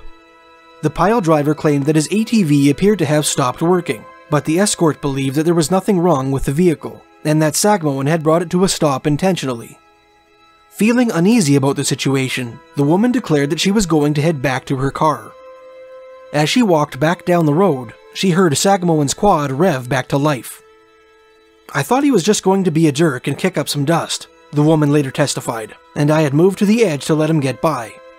Instead of going by me, he hit me square from behind, trying to hit me off the mountain. He hit me so hard I flipped over, and luckily I didn't lose consciousness." Unquote. The force of the impact reputedly broke the woman's tailbone, gave her a concussion, and knocked her shoes off her feet. Dazed, the woman picked herself up off the ground and looked at Sagmoen, whom she claimed was standing at the edge of the cliff, peering into the underbrush below, as if he expected to see her body lying there. "He just tried to kill me, in my eyes," the woman said. "I just wanted to get away from him as quickly as possible," unquote. Sagmoen purportedly appeared startled when he saw the woman standing on the road behind the quad. He pleaded that he had run into her accidentally and offered to pay her for her troubles. The woman proceeded to walk backwards down the hill towards her vehicle, never taking her eyes off her client. She got into her car and, after tricking the pile driver into believing that she would follow him to his trailer, drove home. 18 days later, on August 28, 2017, Sagmoen invited a fourth escort to his parents' acreage. Similar to her unfortunate predecessor, the woman later claimed that, as she drove up to the property in her grey Mazda, she found that the driveway was blocked by a closed gate. She got out of her vehicle and walked over to the gate to open it, when she heard some rustling in the bushes. Suddenly, a masked man emerged from some nearby foliage holding a shotgun. The frightened woman raced to her vehicle with a stranger in hot pursuit. She got into her car and began to back up, hoping to make a quick U-turn, when the man jammed the barrel of his gun through the open window. The woman frantically pushed the muzzle away from her, and in doing so, lost control of her vehicle. She crashed into a small bridge near the driveway, and, unable to drive away, slipped out of the passenger door, leaving her car running. In her haste, the woman kicked off her pink sandals and ran barefoot into some nearby brush. The terrified woman hid in the foliage until daybreak, before making her escape. "I was afraid he was going to shoot me," she later said of the incident. "I'm forever grateful that I'm not dead," unquote. Bizarrely, for many months following the escort's harrowing experience, one of the torn pink sandals she had left behind could be seen hanging by a string from the property's address sign, eerily twisting in the breeze. The last escort to have a brush with Curtis Wayne Sagmoen reported her experience to the RCMP. The Mounties followed up on the report and paid the pile driver a visit on September 5, 2017. The police found methamphetamine on Sagmoen's person and detained him for a day at the Okanagan Correctional Center in Oliver, BC. The RCMP released the man the following day without laying charges. Shortly thereafter, they published a description of Sagmoen on their website and issued a statement warning escorts to avoid taking any work on Salmon River Road. On October 20th, 2017, while the RCMP were searching his property, Curtis Wayne Sagmoen was arrested for the crimes he had allegedly committed on August 28th and detained in the prison at Oliver. The following day, the police found a body of a young woman on his parents' property, buried in a shadow patch of grass at the edge of the woods. On November 1st, the RCMP publicly stated that the human remains they uncovered on the Sagmoen property were those of 18-year-old Tracy Jongerhuis, who vanished from Vernon on May 29th. The police also stated that they considered Tracy's death suspicious. For many Canadians, the revelation evoked the not-so-distant trials of Robert Willie Picton, Canada's most prolific serial killer, who disposed of his victims' bodies on his pig farm in Port Coquitlam, east of Vancouver, from 1983 to 2002. This comparison gave rise to rampant speculation that the bodies of Caitlin Potts, Ashley Simpson, Deanna Wertz, and Nicole Bell were also buried on the Sagmoen acreage, and that Curtis Wayne Sagmoen was a serial killer who preyed on vulnerable women in the northern Okanagan. To date, the RCMP have not charged Curtis Sagmoen with any offense related to the death of Tracy Jongerhuis, and have repeatedly issued statements declaring that they are not aware of any evidence linking the pile driver to any of the missing persons cases in the Salmon Arm area. Nevertheless, certain segments of the Okanagan population remain convinced of his guilt. Members of a women's advocacy group called the Battered Women Support Services, most of whom are Indigenous, have staged several protests outside the Sagmoen property, and have stood outside the Vernon courthouse during his various trials, holding posters on which the portraits of all 5 missing Okanagan women have been plastered. Family members of some of the missing women have personally searched the hills surrounding the Sagmoen property for their loved ones' remains, and a non-profit search organization called Wings of Mercy has scoured the same area with drones in an attempt to help the bereaved find some closure. Even the RCMP, despite its reiterations that Sagmoen is not implicated in any of the disappearances of the 5 women from the northern Okanagan, continues to display a keen interest in the former piledriver. On October 2, 2020, the Mounties raided the Salmon River Road property a second time, during which Curtis Sagmoen allegedly assaulted RCMP Corporal Jerry Kovacs, an offense for which he will likely soon stand trial. Others who have speculated on the matter maintain that, while the discovery of Tracy Genero's body on the Silver Creek property certainly seems incriminating, there is little evidence to connect Curtis Sagmoen with the other missing women of the northern Okanagan, aside from the proximity of their disappearances to his parents' property. Both Caitlin Potts and Ashley Simpson, some have pointed out, are known to have fought with their boyfriends just prior to their disappearances. And according to every major study conducted on the subject, more than half of all murdered women are killed by their romantic partners. In a similar vein, some armchair detectives have observed that the case of Deanna Wertz has many elements which distinguish it from its 4 counterparts. Indeed, it is the only recent missing person case in the northern Okanagan in which the RCMP do not believe foul play was involved. Whatever the case, we can only hope that the truth prevails, that the families of northern Okanagan's 5 missing women find the answers they deserve, and that justice, if justice indeed be warranted, is served.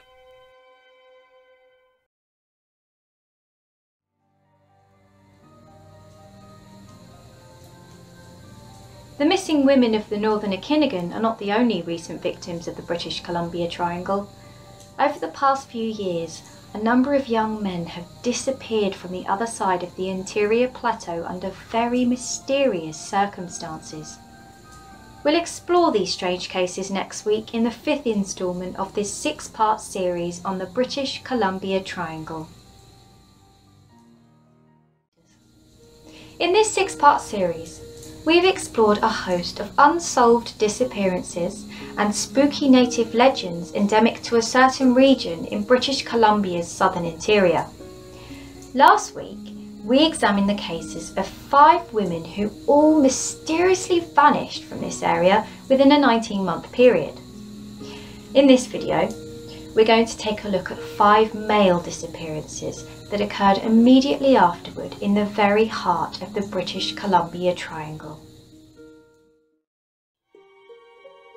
Just 1 month after Nicole Bell's disappearance from the Salmon Arm area, a man named Luke Neville vanished from the town of Spence's Bridge, at the opposite end of the interior plateau.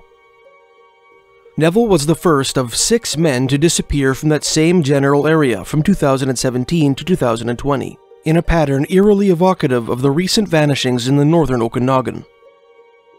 Before we examine this latest epidemic of mysterious disappearances in the British Columbia Triangle, we must first acquaint ourselves with an earlier incident that took place in the exact same area, which has baffled the RCMP to this very day.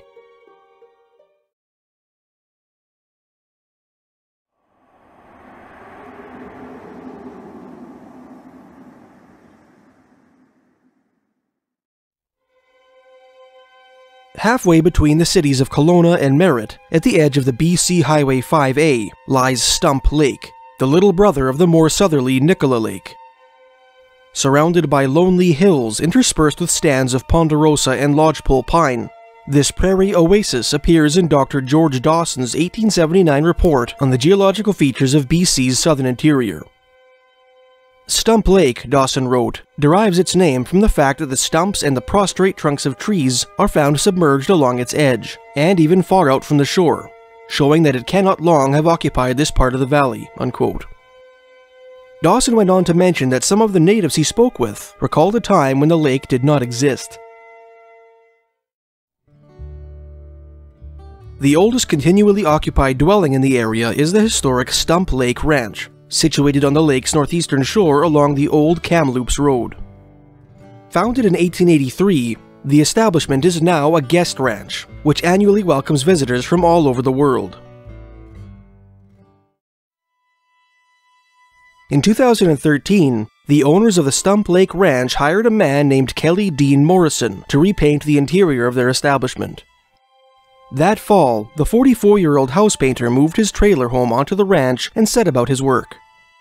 Morrison, who had previous experience as a politician and reporter, was at a low point in his life when he began his job at the Stump Lake Ranch.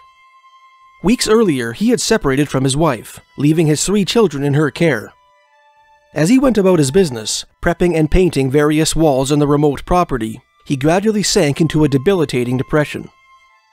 On his days off, Morrison made the 45-minute drive to Merritt to stay with his sister.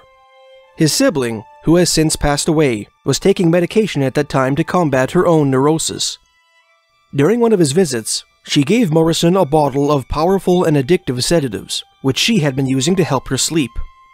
These pills contain the drug lorazepam, a benzodiazepine which may increase the risk of suicide in users already suffering from depression. Morrison began taking the pills his sister gave him in the evenings after work, hoping that the medication would take his mind off his current woes. Eventually, he began to take the pills during the day while he painted. The medication's effect on his performance was stark and unmistakable. The 44-year-old painter, who had always been a brisk and diligent worker, became uncharacteristically slow and lethargic, and his production plummeted accordingly. The change of pace did not go unnoticed by his employer. On the morning of Tuesday, October 22, 2013, after several weeks of low productivity, Kelly Morrison showed up to work especially sluggish and withdrawn.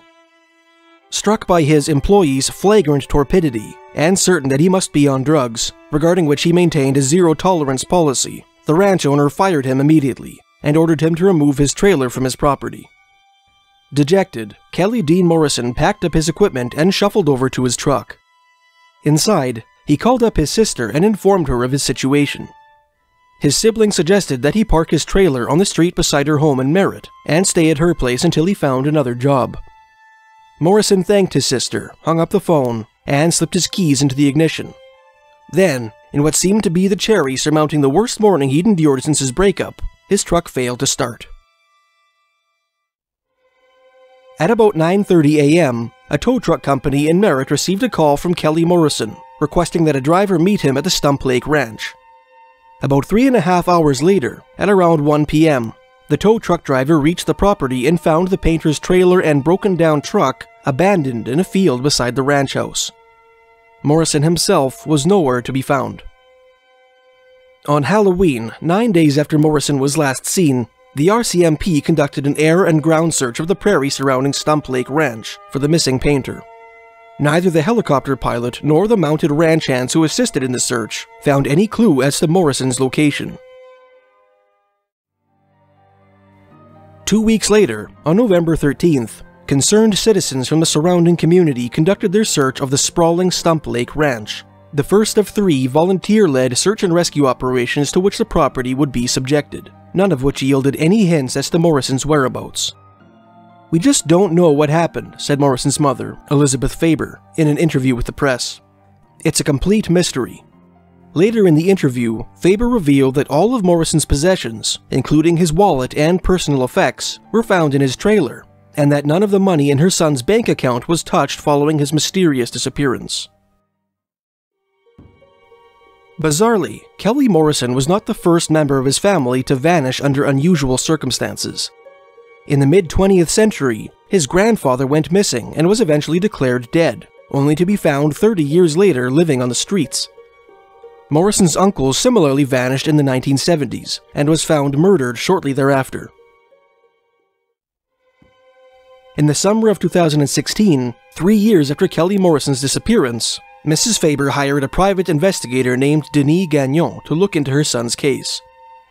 Despite Gagnon's efforts, the fate of Kelly Dean Morrison remains as much a mystery today as it did on that fateful afternoon in the fall of 2013.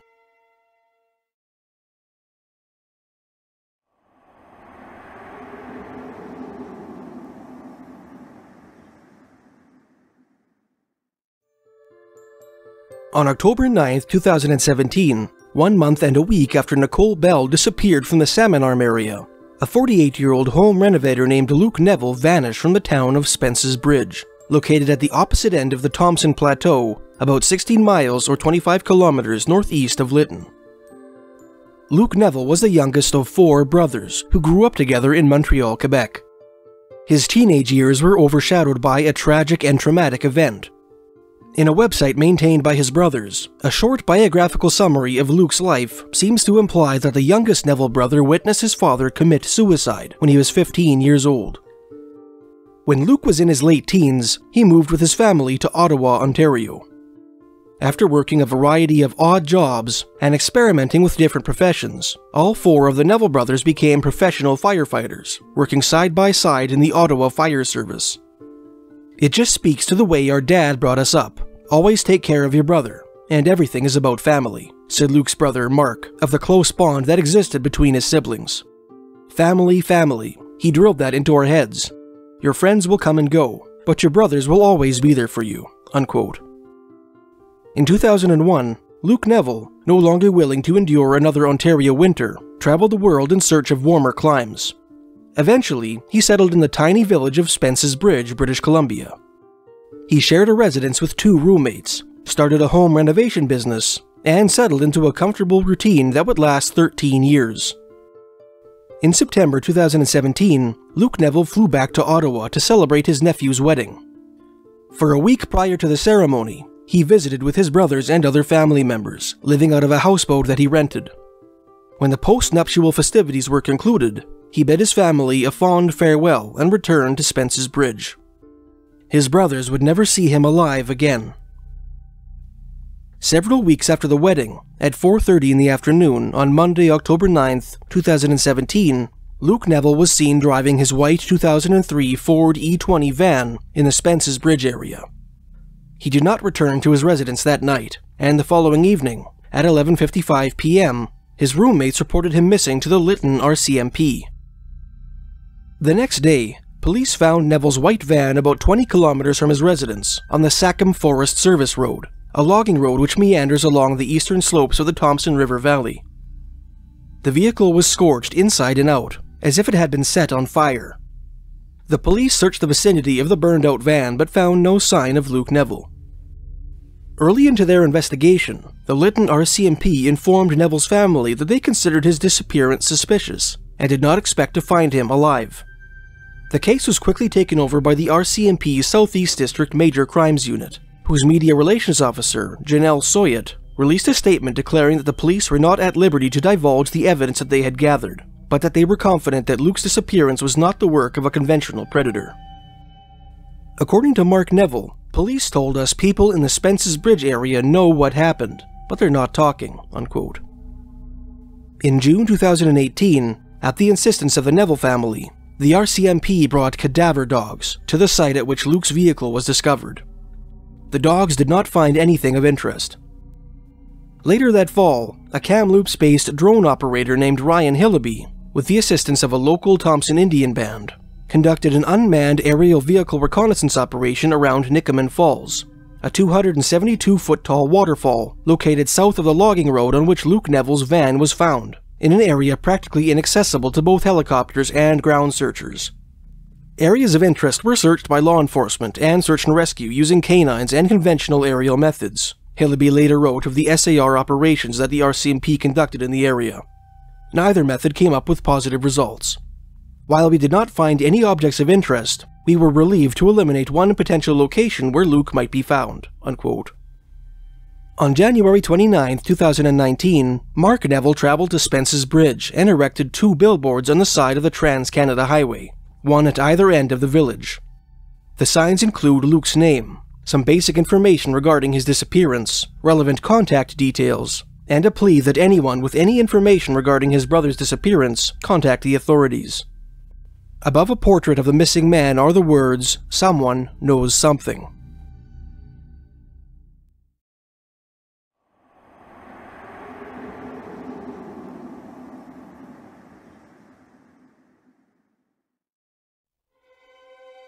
"Someone knows something" are the exact words that Sid Leckie, superintendent of the Kamloops RCMP, uttered during a press appearance related to another unsolved disappearance in the British Columbia Triangle, which took place 4 months after Luke Neville vanished from Spence's Bridge. In the wee hours of Saturday, February 17, 2018, a 20-year-old ski lift operator named Ryan Stuka disappeared suddenly and mysteriously from Sun Peaks, an alpine ski resort town in the Shuswap Highland, located about 23 miles or 36 kilometers northeast of Kamloops. Ryan Stuka hailed from the city of Beaumont, Alberta, located just south of Edmonton. Until the ski season of 2017, he had lived at home with his parents, Heather and Scott, and his 2 younger sisters. Those who knew him described the athletic, 6-foot-tall Albertan as jocular and easygoing, a man who avoided confrontation, but could hold his own when push came to shove. Following his high school graduation in 2015, Stuka had spent a year working for his father's construction company, followed by a year of post-secondary education. Unsure of the direction in which he wanted to steer his life, he decided to dedicate the winter of 2017 and 2018 to snowboarding, one of his great passions. To facilitate his adventure, he would work as a ski lift operator at Sun Peaks. His parents supported his decision, although some of his friends considered it uncharacteristically spontaneous. On December 1st, 2017, Ryan Stuka hugged his family for the last time and made the 9-hour drive from Beaumont to Sun Peaks. He and 5 other seasonal workers, including an old high school friend with whom he would share a tiny bedroom, moved into an old cabin at the southwestern edge of town, near the main road leading into the village. Stuka quickly settled into his new routine as a ski lift operator, spending every spare opportunity carving the powder on the slopes of Sun Peaks. Despite being naturally introverted, he made fast friends with his housemates, and often went out for drinks with them on the weekends. It was just such an outing from which the 20-year-old Albertan vanished without a trace on the night of Friday, February 16, 2018. That evening, after ending their shifts around 7 o'clock, Ryan Stuka and his 5 roommates headed to Moss's Bar and Grill, in the heart of the village near the main drag. After eating, drinking, and socializing for some time, the friends headed to Bottom's Bar and Grill next door, where they each received a pair of wireless headphones and participated in a silent disco. The night flew by in a flash. In the words of Chris Feeney, a 31-year-old Australian and one of Stuka's roommates who had participated in the outing, quote, "It felt like 2 Backstreet Boys songs and the night was over. None of us were ready to go home, and we heard about a house party that may be going on," unquote.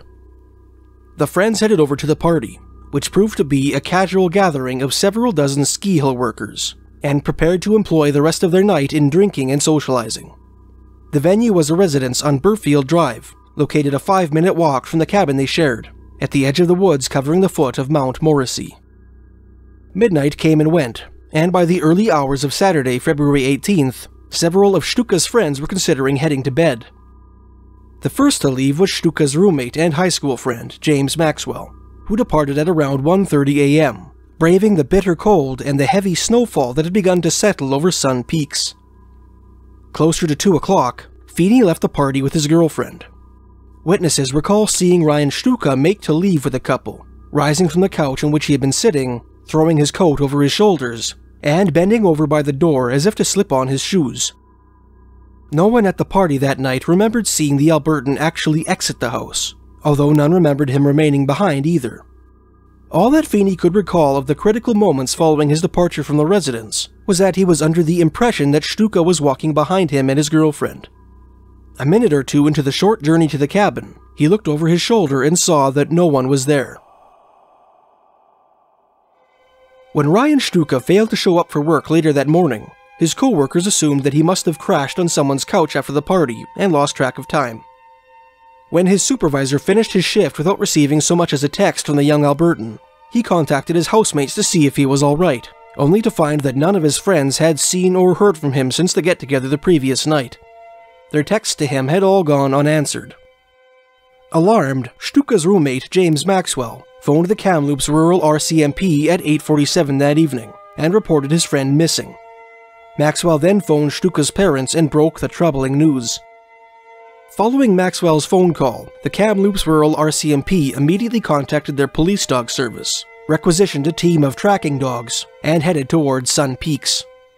Guided by Stuka's roommates, the Mounties took their dogs along the trail from the Burfield Drive residence to the shared cabin, as well as along every other path the missing man could have possibly taken following his supposed departure from the house party. Bizarrely, the canines were unable to find a scent trail. The 22-man Kamloops Rural RCMP squad that responded to the scene was not the only party to head to Sun Peaks in search of Ryan Stuka that night. The 20-year-old's parents, Scott and Heather, also bundled into their vehicle and drove through the night from Beaumont to the remote ski resort, haunted by the gnawing certainty that something was terribly wrong. The Mounties resumed their search at 5:00 a.m. the following morning, searching the trails, forests, and mountains surrounding Sun Peaks for any sign of the missing man. Their active theory was that Stuka had fallen into a gully on his way home from the party on Friday night, either accidentally stumbling off some trail into the forest or deliberately heading into the woods on a perceived shortcut to the cabin. The Sun Peaks area had received heavy snowfall all weekend, and if Stuka had lapsed into unconsciousness somewhere in the wilderness, he could well be covered by a layer of fresh snow. Assisted by 24 volunteers, the search and rescue personnel combed the area with snowmobiles, tracking dogs, drones equipped with infrared cameras, and a helicopter. They searched until well after dark, finally retiring around midnight without having uncovered a single clue as to Stuka's location. The frantic search and rescue operation was called off on Monday, its organizers apparently conceding that, if Ryan Stuka had indeed become lost or incapacitated in the wilderness on Friday night, as they suspected, then he had almost certainly frozen to death. In an unusual gesture of frankness and transparency, the Kamloops RCMP made a statement to the press in which they affirmed that their search, despite its thoroughness, had inexplicably yielded no evidence whatsoever. Although the Mounties remained on the case, their objective was now shifted from rescuing the young man to locating his body beneath the snow. Ryan Stuka's parents remained on the scene long after the police and SAR personnel had gone home, unable to rest without finding their son. Renting a room in the village, they put their lives on hold and spent their days sifting through snowbanks and ditches with ski poles, desperate to find some clue that would lead them to Ryan's body. The police, meanwhile, interviewed the resort employees who had attended the house party at which Stuka was last seen. In the months that followed Ryan's disappearance, hundreds of volunteers from Alberta and British Columbia traveled to Sun Peaks to assist with the search, many of whom ended up working under the direction of Scott and Heather. What began as a series of disorganized, improvised forays into snow-packed ditches gradually evolved into a disciplined and efficient operation, sharpened by the rough whetstone of experience. Ribbons were tied around trees, marking areas that had been thoroughly searched. Entire mountainsides were combed in a methodical manner by snowshoed searchers armed with avalanche probes. Colossal snowbanks were sifted through with backhoes. Billboards were erected along the road to Sun Peaks. Every single day Ryan was searched for, Heather said of the 12-week period following her son's disappearance. "We never took a day off," unquote. Every once in a while, in conjunction with the Stuka's massive grassroots crusade, the Kamloops RCMP conducted their own searches, employing dogs, snowmobiles, drones, and helicopters. Despite their efforts, neither the RCMP nor the Stukas and their considerable crews were able to find one shred of evidence connected with Ryan's disappearance. All parties involved hoped that the spring melt would reveal Ryan's body, presumably hitherto ensconced in the deep, powdery snow for which Sun Peaks is famous. Unfortunately, the 2018 thaw revealed no new clues as to the fate or location of Ryan Stuka. Throughout the course of the search, the RCMP received many tips and theories pertaining to the night on which Ryan disappeared. One reliable witness recalled seeing a young man matching Ryan's description walking towards a pizza place that regularly remains open until 2 a.m. Perhaps Ryan had headed into town for a late-night snack after the party. Another Sun Peaks resident named Jim Reed, who had been staying in a house which was said to be located near Ryan's cabin, recalled being awoken in the middle of the night by an unusual interaction, which occurred outside his residence, around the same time that Ryan disappeared. "I heard a guy's voice, and it was mad," he said. The voice angrily demanded that whomever he was speaking with get inside a car. Reed reported the episode to the police, but never learned whether or not it proved useful to the investigation. When she read about Reed's experience in an article for the CBC, Heather Stuka investigated the claim herself, and learned that Reed's residence is located 20 minutes away from the house in which Ryan was last seen, in the opposite direction of Ryan's cabin. To this day, the RCMP have not uncovered any evidence indicating that Ryan Stuka's disappearance was the result of foul play. They also claim that they have no more evidence suggesting that Stuka left the mountain than they have indicating that he remained in Sun Peaks, According to journalist Gene Strong, editor of the Sun Peaks Independent News, locals intimately familiar with the case of Ryan Stuka have generally adopted one of three theories. 1. That Ryan wandered into the woods on the night of his disappearance and became lost, or encountered a fatal accident. 2. That Ryan was hit and killed on the road by a motorist, who transported his body away from Sun Peaks. And 3. That Ryan, who was not known to use drugs, had a fatal drug overdose, and that the people he was with hid his body out of fear. Perhaps the most appropriate analysis of the case of Ryan Stuka, considering the disturbing lack of evidence that police and private investigators have uncovered, is the conservative conclusion proffered by RCMP Media Relations Officer Constable Crystal Evelyn. Quote, "We don't know where he is or what happened to him, and that's just as unsettling for us, the RCMP, as it is for the community." Unquote.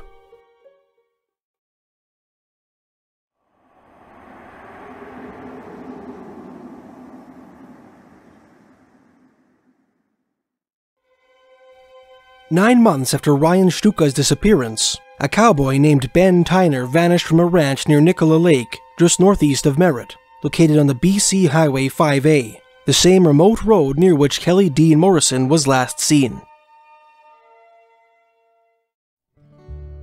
32-year-old Ben Tyner had worked in the ranching industry his entire life, growing up on his family's ranch in Wyoming. In the words of his father, Richard, Ben has been around horses, dogs, and cattle since he was born. Unquote. Those who knew him described him as strong, tough, and perfectly capable in the backcountry. When Tyner's family purchased the Nicola Ranch on the banks of Nicola Lake in October 2019, Ben traveled 700 miles northwest into Canada to work as its manager, bringing his favorite horse, a gentle chestnut mare, along with him. On the afternoon of Saturday, January 26, 2019, on one of his days off work, Ben Tyner saddled his horse and rode into the hills, perhaps to look for wandering cattle, leaving his truck and trailer parked on the ranch house driveway. He never returned from his mysterious excursion. "We don't know where he was going," his co-worker Tanny Strava later said of Tyner's departure from Nicola Ranch. "It's totally out of character for him to leave the ranch without notifying someone. None of this is adding up. It's a flippin' mystery." Unquote. 2 days later, a crew of loggers headed up the OK Forest Service Road, a logging road which winds along the slopes of Squawcum Mountain, joining the BC Highway 97C northwest of Merritt. At around 12:30 in the afternoon, near a place called Winnie Flats, the loggers found the missing cowboy's favorite horse. The animal was fully saddled, and aside from having only one rein and appearing to be spooked, seemed to be in good condition. Nothing attacked the horse, Strava told reporters. "Something might have scared it, but there's no blood, no spur marks, no scratches." Unquote. The animal was taken to a local brands inspector, who confirmed the animal belonged to Tyner. The Nicola Ranch was notified, and the cowboy's disappearance was reported to the RCMP. Immediately, the Mounties coordinated an extensive search of the area, deploying police dogs, snowmobiles, vehicles, drones, and helicopters. More than half a dozen volunteer search and rescue teams from the Greater Vancouver area, the Nicola Valley, Kamloops, and North Okanagan searched the hills and drainage ditches around the Nicola Ranch on foot and horseback. Mounted cowboys from the surrounding ranches, as well as members of a nearby Nicola First Nations band, assisted the operation. "We've brought in every resource that we have," said RCMP Media Relations Officer Constable Tracy Dunsmore in a statement to the press. "We don't know what his destination was. We believe he rode in for the ranch where he works, but we're having trouble locating tracks because of all the wildlife in the area, and other wild horse herds." Unquote. Tyner's parents, Richard and Jennifer, along with his younger brother Jack, came up from Wyoming to assist the search, braving harsh conditions and temperatures as low as -20 degrees Celsius, that's -4 degrees Fahrenheit, as they combed the snowy backcountry for the missing cowboy. Police and volunteers searched without respite for a week, finally suspending the operation on Sunday, February 3rd, on account of extreme weather. Later that week, the RCMP announced that its Major Crimes Unit had joined the investigation into Ben Tyner's disappearance. Despite that ominous development, The RCMP issued a statement declaring that they had uncovered no evidence suggesting foul play was involved. Major Crimes' involvement was simply part of the force's effort to cover all possible angles. The Mounties also reported that they had reason to believe a truck and trailer may have been used to transport Ben Tyner and his horse to the logging road on which his mount was discovered, and asked any members of the public who may have seen this hypothetical vehicle to contact the Merritt RCMP. It was with heavy hearts that Rick, Jennifer, and Jack Tyner returned to Wyoming on February 13, 2019, to tend to their cattle ranch that they had abandoned when they heard of Ben's disappearance. The Kelowna RCMP's Southeast District Major Crimes Unit resumed its investigation into Ben Tyner's case that April, when the snow had begun to thaw throughout Nicola Country. In a public statement, they declared that they still had very little information regarding the cowboy's disappearance, but now believed, after reviewing what little evidence they had gathered, that criminality was involved. In May 2019, Elizabeth Faber, the mother of Kelly Dean Morrison, who vanished from the nearby Stump Lake Ranch in the fall of 2013, told reporters that she had been immediately struck by the similarities between Ben Tyner's disappearance and that of her son. "My initial reaction was just shock," she told reporters. "And then I started realizing they both worked on ranches. They both vanished without a trace, and they both were in the prime of their lives," unquote. Faber's private investigator, Denis Gagnon, commented upon his employer's theory, saying, quote, "It may just be a coincidence, and I have to be honest about that. But the fact is, the area is quite remote, and there may be a connection between some associates, but we don't know that. So there's a possibility there's a connection between the two of them," unquote. 3 months later, Faber's conjecture was echoed by Mark Neville, the brother of Luke Neville, who vanished from Spence's Bridge in the fall of 2017. Neville publicly suggested that investigators look into potential connections between his brother's case and the disappearance of Ben Tyner. "It's only 50 to 60 kilometers from Spence's Bridge," he told reporters, referring to the ranch from which Tyner vanished. "I keep hoping every day that police would call and say we're starting to connect all the dots. But no, I haven't heard anything from the police about if there's any commonality between the cases. But I feel that there is. That's just my gut," unquote.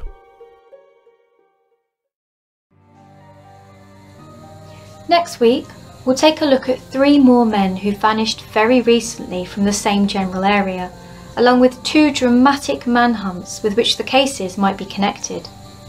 Join me next week for the final instalment of this 6-part series on the British Columbia Triangle.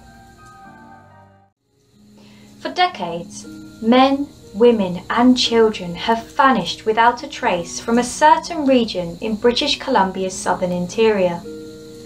In this series, we've investigated 21 of these cold cases and delved into strange native legends endemic to the area. Last week, we ended with a statement from the brother of one of the victims, who believes that there are commonalities between the vanishing of Luke Neville and the most recent wave of disappearances to haunt the British Columbia Triangle.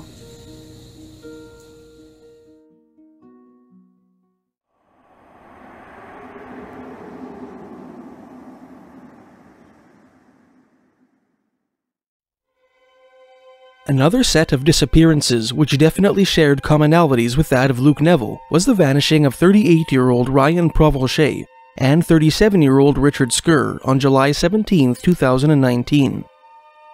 That afternoon, at around 12:30, Provencher and Skur were seen in South Surrey, in the Greater Vancouver area. Provencher has been described as a 5'10", 180-pound Caucasian male with a slim build, while Skur has been described as a 6'4", 220-pound Caucasian male with an athletic build. Both men lived in Surrey at the time. The pair made a 3-hour drive up the Trans-Canada Highway to Spence's Bridge. This was a trip which Provencher made often, having business in the area at a particular property, the nature of which police have refused to disclose. The RCMP officers who later investigated the pair's disappearance said they have reason to believe the 2 men arrived at their destination. Provencher and Skur did not return from their trip to Spence's Bridge and were reported missing soon afterward.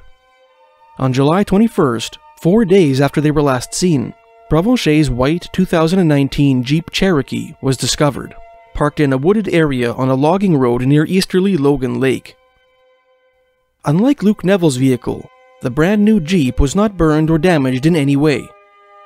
There were no signs of provochet or scur in its vicinity, and no indications that anything untoward had occurred at the site. Reports on the discovery include what appear to be a number of strange and inconsistent geographical mistakes. Although all articles on the subject declared that the van was found near Logan Lake, most of them also claimed that it was found 100 kilometers or 62 miles east of Spence's Bridge. The town of Logan Lake is actually located 38 kilometers or 24 miles east of Spence's Bridge, while the body of water for which the town was named is located a mere 22 kilometers or 14 miles east of the latter. In a press release, the RCMP stated, quote, "Following the recovery of the Jeep, a search and rescue team, the Integrated Police Dog Services, and the RCMP Air 4 helicopter were dispatched to conduct a search of the vast wooded area," unquote. No sign of either provochet or scur was found, and the police left the scene convinced that the two men were no longer in the area. Following the discovery of the abandoned Jeep, the RCMP's Southeast District Major Crimes Unit assisted both the Ashcroft and Lytton RCMP detachments in the investigation into provochet and scur's disappearance, indicating the Mounties had reason to believe foul play was involved. On August 2nd, the investigators executed a search warrant on a rural property in Spence's Bridge, the same mysterious property on which provochet purportedly had a business interest.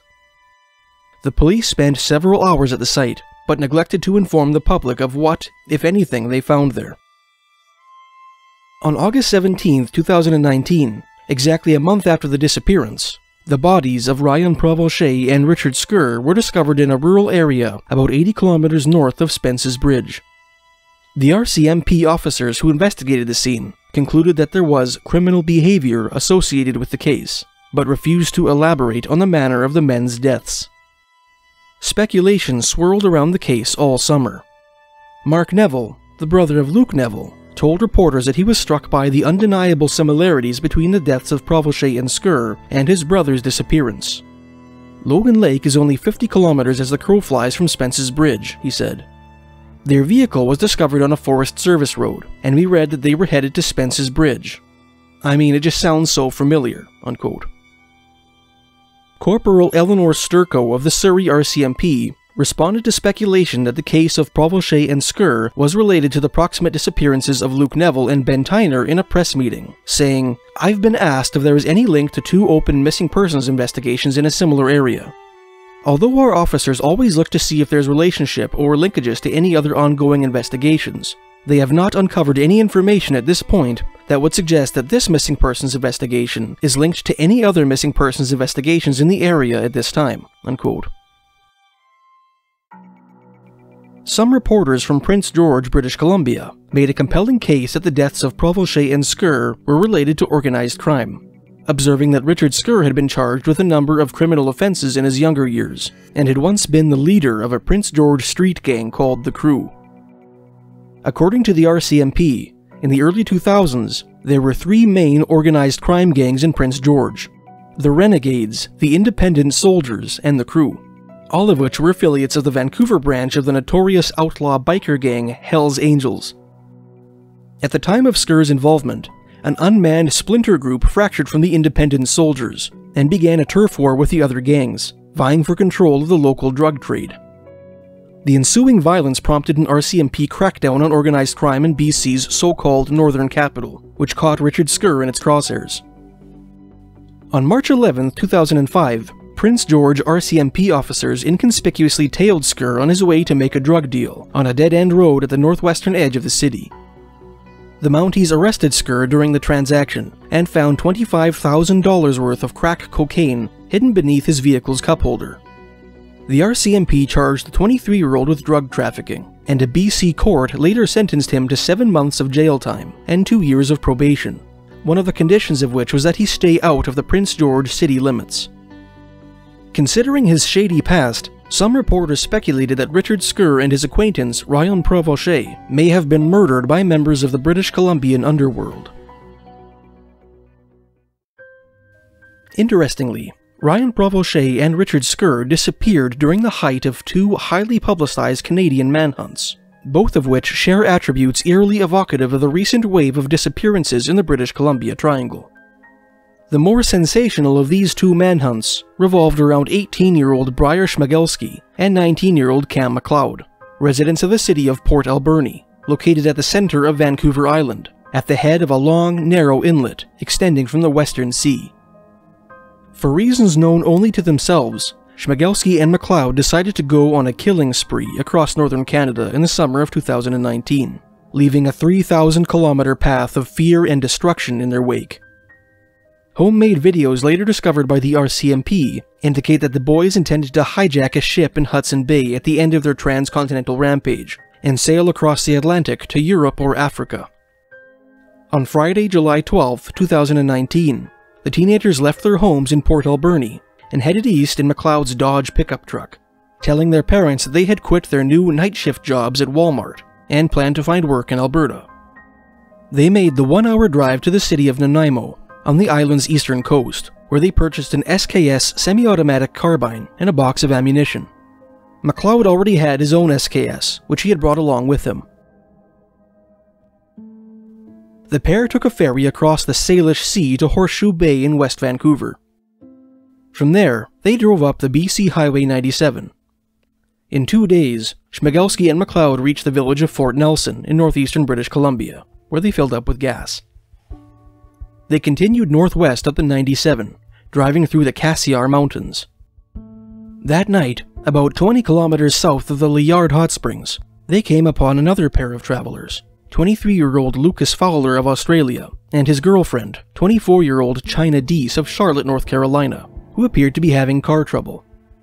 The globe-trotting couple were 2 days into a 3-week road trip they intended to make throughout Canada. The details of the encounter that ensued are a mystery. All we know for certain is that the back window of the couple's van was smashed from the inside out, and that Schmegelski and MacLeod shot Fowler and Deese to death from behind, leaving their bodies beside their minivan to be discovered early the next morning by a truck driver. From the Liard Hot Springs, the teenage murderers drove up the Alaska Highway through Whitehorse, Yukon. About 2 hours west of Whitehorse, incidentally, around the time that Ryan Provoche and Richard Skur disappeared, they attempted to murder a motorist who had pulled over on the side of the highway to nap. The witness claimed that the young men parked their truck behind him in the ditch. One of the teenagers emerged from the vehicle holding a rifle and began to advance towards him with his weapon at the ready. The truck rolled slowly forward behind him. Alarmed, the witness sped away and was shortly overtaken by the truck, whose occupants shielded their faces as they accelerated past him. This incident likely prompted Schmegelski and MacLeod to turn their vehicle around and backtrack until they were 20 minutes west of Watson Lake, near the Yukon border. The pair headed down the Dease Lake Highway to the village of Dease Lake, British Columbia, in the northwestern section of the province. There, on Thursday, July 18th, they came across 64-year-old Leonard Dick, a marine biologist, botanist, and professor at the University of British Columbia, who was conducting field research at the time. Schmegelski and MacLeod murdered the unfortunate academic with a single bullet. Then, apparently experiencing difficulties with their own vehicle, they stole his Toyota RAV4.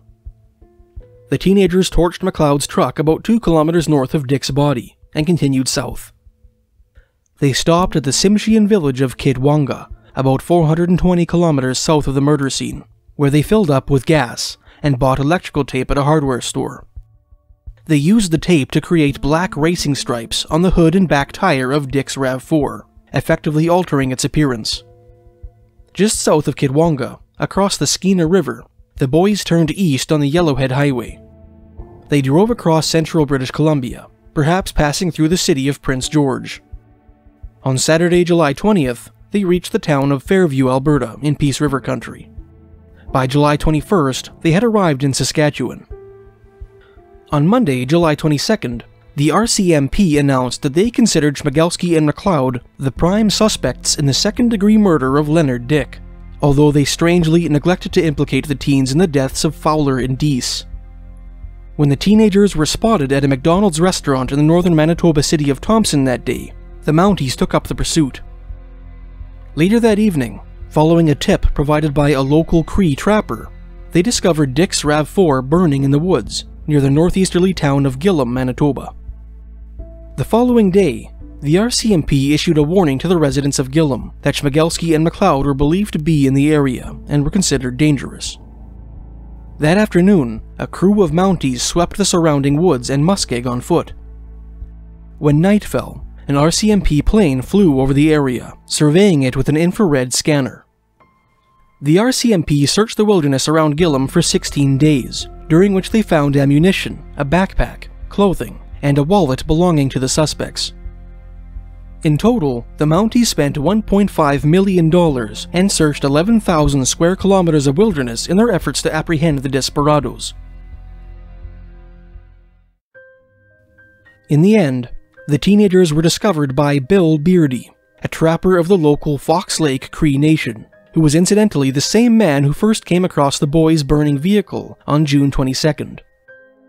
On August 7th, while ferrying some RCMP officers down the Nelson River in his boat, Beardy noticed a raven fly out of a clump of riverside willows as he boated past, and suggested that the Mounties take a closer look at the area.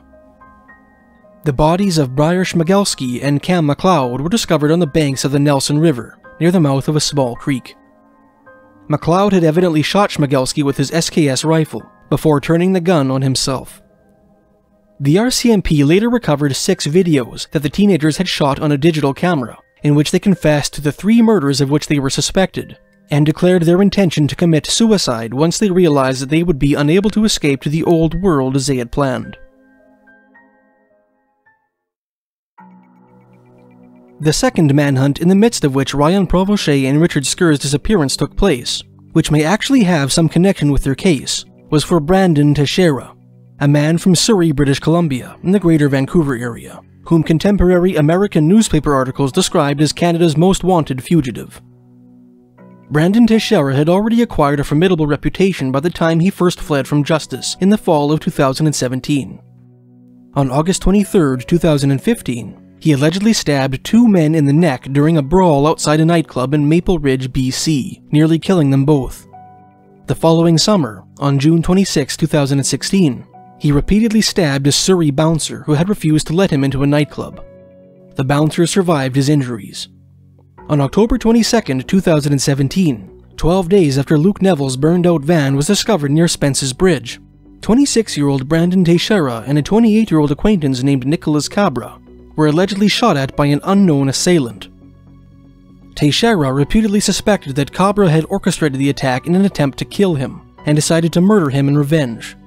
His motivation to kill Cabra was supposedly bolstered by a $160,000 contract on the latter's head. According to a witness who later spoke with police, Brandon Teixeira arranged to meet with Cabra the next day on the pretext of purchasing fireworks from him. He joined Cabra in a Surrey cul-de-sac in a waterside neighborhood called Crescent Beach and spoke with him for about half an hour. When Cabra bent over to retrieve the fireworks from his car, Teixeira allegedly pulled out a gun and shot him several times in the back, fatally injuring him. He also reportedly shot Cabra's girlfriend, who had been waiting in the car. The wounded woman managed to slip into the driver's seat and drive away from the scene. Witnesses claim that Teixeira brought 2 black Jeeps to the murder scene in an effort to confuse the police. One of these vehicles was registered to his roommate, a man with the initials RP. The other, out of which the alleged crime was committed, had been rented from a Surrey business on October 1, 2017, under the name of the same roommate. Teixeira is alleged to have sped away from the scene of the crime in the second black Jeep, which was returned to the rental company the following day. The first vehicle, belonging to Teixeira's roommate, was driven to the southeasterly city of Langley, stripped of its license plate and burned. In the words of a news announcer who covered the incident on the night it occurred, "Recently, it's been a trend for suspects to torch getaway vehicles," unquote. Surrey RCMP responded to gunshot reports and found Nicholas Cabra lying near the scene, barely clinging to life, apparently having collapsed after attempting to enter a house. Cabra's girlfriend was found unconscious in the former's car nearby. The couple were rushed to the hospital, where Cabra succumbed to his wounds. On September 6, 2018, nearly a year after the homicide, Brandon Teixeira was charged with the first-degree murder of Nicholas Cabra, and the Mounties obtained a warrant for his arrest. That day, the Surrey RCMP's Integrated Homicide Investigation Team, or IHIT, attempted to arrest Teixeira at a home in southern Surrey. At least one area resident who witnessed the heavy police presence in the neighborhood reported hearing a brief exchange of gunfire. In a press briefing later that day, IHIT Media Relations Officer Corporal Frank Jong stated that the police had attempted to arrest Teixeira but were unsuccessful. Jong warned the public that the fugitive was at large in the Surrey area and was considered extremely dangerous. He released a photo of the wanted man and implored anyone who spotted him to report his presence to the police. "He may be hiding," Jong said. "He may be evading the police. He may be hiding out of sight from really everybody. But we're hoping because now that the community knows, now that they know his name or his photograph, if they spot him, if they have a glimpse of him, that's huge for us. That's a starting point for us," unquote. The RCMP searched for Brandon Teixeira for 15 months, concentrating their efforts in British Columbia's lower mainland and in the Albertan cities of Calgary and Edmonton, where the fugitive was known to have connections. On July 17, 2019, at the height of the manhunt, Ryan Provoche and Richard Skur disappeared. In the fall of 2019, the RCMP received a tip that Teixeira was living in a remote rural property a half-hour's drive southwest of the city of Oroville, in Northern California. On December 1, 2019, a handful of detectives, U.S. Marshals, and 3 Californian SWAT teams descended upon the Oroville residence and ordered Teixeira to surrender himself. The fugitive came out of the property with his hands in the air and a cigarette in his mouth. After assessing the situation, he took one last drag of his cigarette, flicked the butt away, and made a desperate dash for his vehicle. He began to drive away, and nearly escaped the perimeter the SWAT teams had established when a policeman rammed his armored vehicle into the getaway car, pinning it against the residence. Teixeira was apprehended after being bitten by a police dog. Police later claimed to have found 26 pounds of heroin and 40 pounds of marijuana in his residence, an offense for which he was never charged. Brandon Teixeira was extradited to Canada in April 2020 to face the charge of first-degree murder. His extradition papers contained a startling detail, which may shed some light upon the fate of Ryan Provoche and Richard Skur. One of the aliases that Teixeira had adopted in hiding, which was perhaps the name he used when he crossed the border into the United States, was Ryan Provoche, the same name as the man who disappeared from Spence's Bridge. Some keen-eyed journalists have observed that this alias's initial are the same as those of Teixeira's roommate in Surrey, the mysterious RP whose burned-out Jeep was discovered in Langley on the night of Cabra's murder, and whose name was used to sign out and return the getaway Jeep from the Surrey rental company. The most tempting speculations to be drawn from this observation are that Brandon Teixeira's old Surrey roommate was named Ryan Provoche, that this roommate was complicit, either willingly or unwittingly, in the October 23, 2018 murder of Nicholas Cabra, and that this roommate was the same Surrey-based Ryan Provoche who disappeared near Spence's Bridge with Richard Skur on July 17, 2019. Neither the notoriously tight-lipped RCMP nor the perpetually punctilious reporters who populate Canada's mainstream media have publicly drawn those speculations out to their natural implications.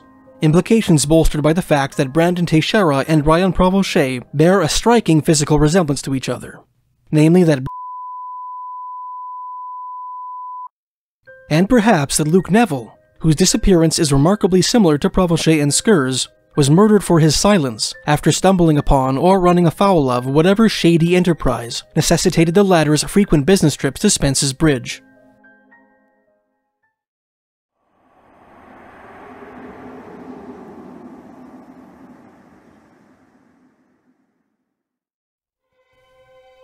"4 months after Ryan Provoche and Richard Skur's death, another man disappeared near the village of Darcy, about 20 miles or 33 kilometers northeast of Pemberton, in a manner very similar to Luke Neville. Marshall Iwasa was a native of Lethbridge, Alberta, who had worked manual labor jobs in southern Alberta following his graduation from high school. Those who knew him described him as a kind soul who enjoyed the outdoors and had a passion for fitness and bodybuilding. In 2019, he left his home in Lethbridge for the northerly city of Calgary, Alberta, to study. The 26-year-old enrolled in a computer science program for the fall 2019 semester at the Southern Alberta Institute of Technology, a Calgary Polytechnic institute. Iwasa endured a rough month prior to his disappearance. In November 2019, he dropped out of school after being put on academic probation on account of poor grades, a fact he neglected to mention to his family. Shortly thereafter, he failed to pay his cell phone bill, perhaps burdened by the same sort of financial difficulties that seem to plague most college students. On Sunday, November 17, 2019, Iwasa drove to his hometown of Lethbridge in his dark blue GMC Sierra pickup truck, where he helped fix his mother's computer. At about 11:00 p.m., at the end of his visit, he told his mother, Tammy Johnson, and his sister, Paige Faughnan, that he was heading back to Calgary. Before leaving town, Marshal Iwasa paid a visit to a Calgary storage locker that he shared with his sister. Apparently not having realized that the gate to the storage facility would be locked, and not knowing the access code, he punched several sets of numbers into the gate keypad throughout the night. Eventually, he gave up and sat in his car, perhaps hoping to get a few hours of sleep before attempting the drive back to Calgary. At 6:00 a.m., when the gates to the storage facility finally opened up for the morning, Iwasa unlocked the storage unit he shared with his sister and stayed in the facility for over 2 hours. He departed the area at around 8:30 and was never seen again.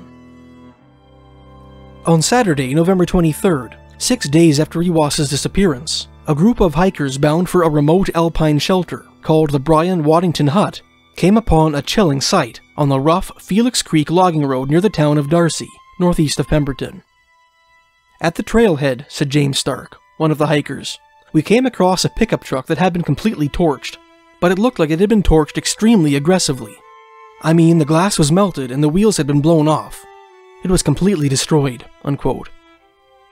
Investigators later determined that the burned-out truck was Iwasa's, and that several automotive parts for which Marshall had recently paid were missing. Near the truck's charred skeleton, the acrid stench of which still hung heavily in the air, the hikers found a number of belongings scattered on the ground. The hikers took photos of the scene. They found Iwasa's expired passport, along with a newer passport with the identification page torn out. They also found 3 smashed cell phones, a destroyed laptop, a PlayStation, an Xbox, some clothing, and some toiletries. Iwasa's family later identified the cell phone, laptop, and clothing as Marshall's, but did not recognize the gaming consoles. Conspicuously absent from the miscellanea were Marshall's contact lenses, contact solution, backpack, wallet, and most recent cell phone. In Stark's opinion, it appeared as though someone had been trying to destroy evidence, a theory which he conceded did not make total sense, as the passports, cell phones, and laptop could have been destroyed far more efficiently if they had been immolated along with the truck. The hikers reported the ominous discovery to the RCMP the following day, when they came within cell phone reception. The RCMP investigated the scene on Monday, November 25th. Strangely, many of the items that the hikers had photographed appeared to be missing, as if someone had tampered with the scene following the hikers' departure. The RCMP informed Iwasa's family that they had found Marshall's burned-out truck, prompting Marshall's sister, Paige, to file a missing persons report with the Calgary Police Service. After coming across security camera footage of Marshall Iwasa at his Calgary storage locker on November 27th, the Calgary Police transferred his case to the Lethbridge Police Service, which handled it in conjunction with the RCMP.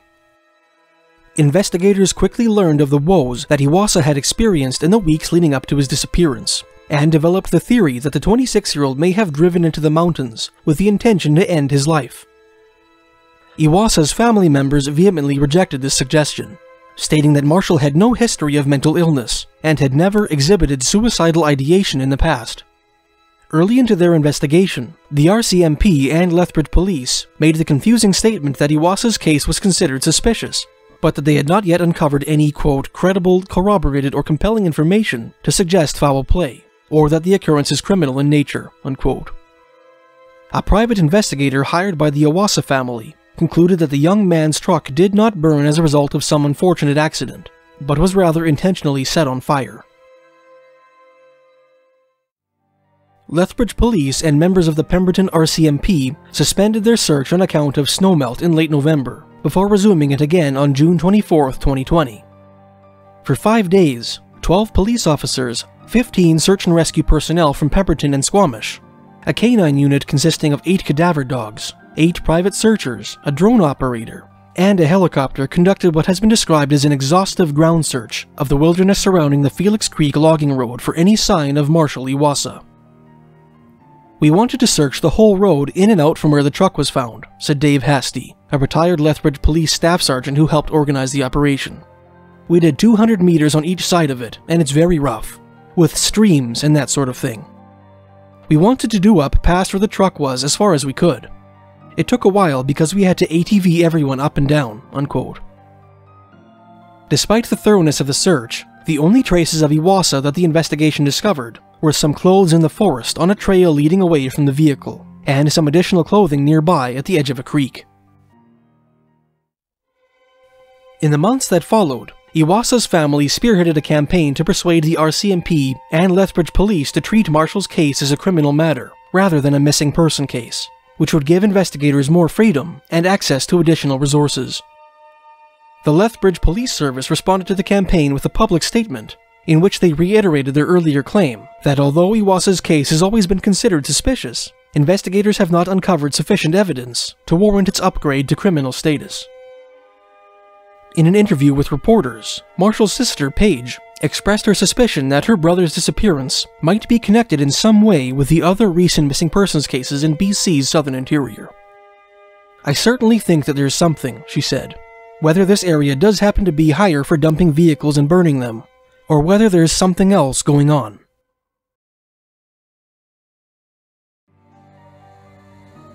If there is any certainty that we can glean from the mysterious tragedies that have haunted this beautiful country, it is the knowledge that there is strength in numbers, and that it's always safer to stick together than to wander alone in the woods. Last December, I published a video on suspected time slips in Canada and around the world, in which individuals appeared to have briefly, inexplicably stepped back in time while touring historic palaces or walking through bygone battlefields. The most interesting of these stories, in my opinion, was the experience of Mr. Sam Thibault of Quesnel, British Columbia, who related his own very mysterious childhood adventure to me back in early September 2021. Unfortunately, at the time I released that video, I didn't have any footage of the setting of Mr. Thibault's story, namely a body of water in south-central British Columbia called Courtney Lake, and so for the visual element of his story, I used footage of neighboring Nicola Lake, located about 20 minutes to the north, as well as the proximate Nikomin River. Very recently, I had the opportunity to visit the actual setting of Mr. Thibault's experience, and to take videos of Courtney Lake and the surrounding area. I thought you might enjoy revisiting Mr. Thibault's chilling tale in its proper visual context, and so I've republished it here, with footage of the very lake in which it took place. Enjoy.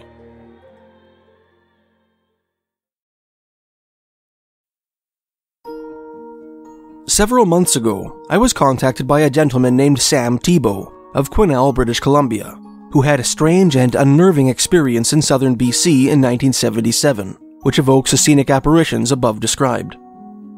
The following is Mr. Thibault's story in his own words, lightly edited and published here with his permission. I am 59 years of age now, but at the age of 15, 4 of my friends and I experienced what I now believe to be a portal in time. It may be an explanation as to why people have just disappeared in the area without a trace. I lived in Merritt, BC at the time.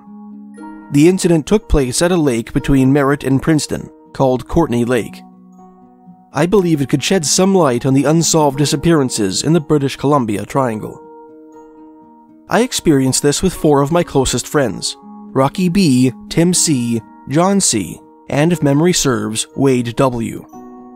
We were all around 15 to 16 years of age. I've told very few people, as most don't take me or us seriously. All I can say is that it did happen. We all saw it, and it scared the hell out of us. My friends and I often hitchhiked to different locations in and around Merritt, BC, mostly to explore, build forts, fish, and go swimming.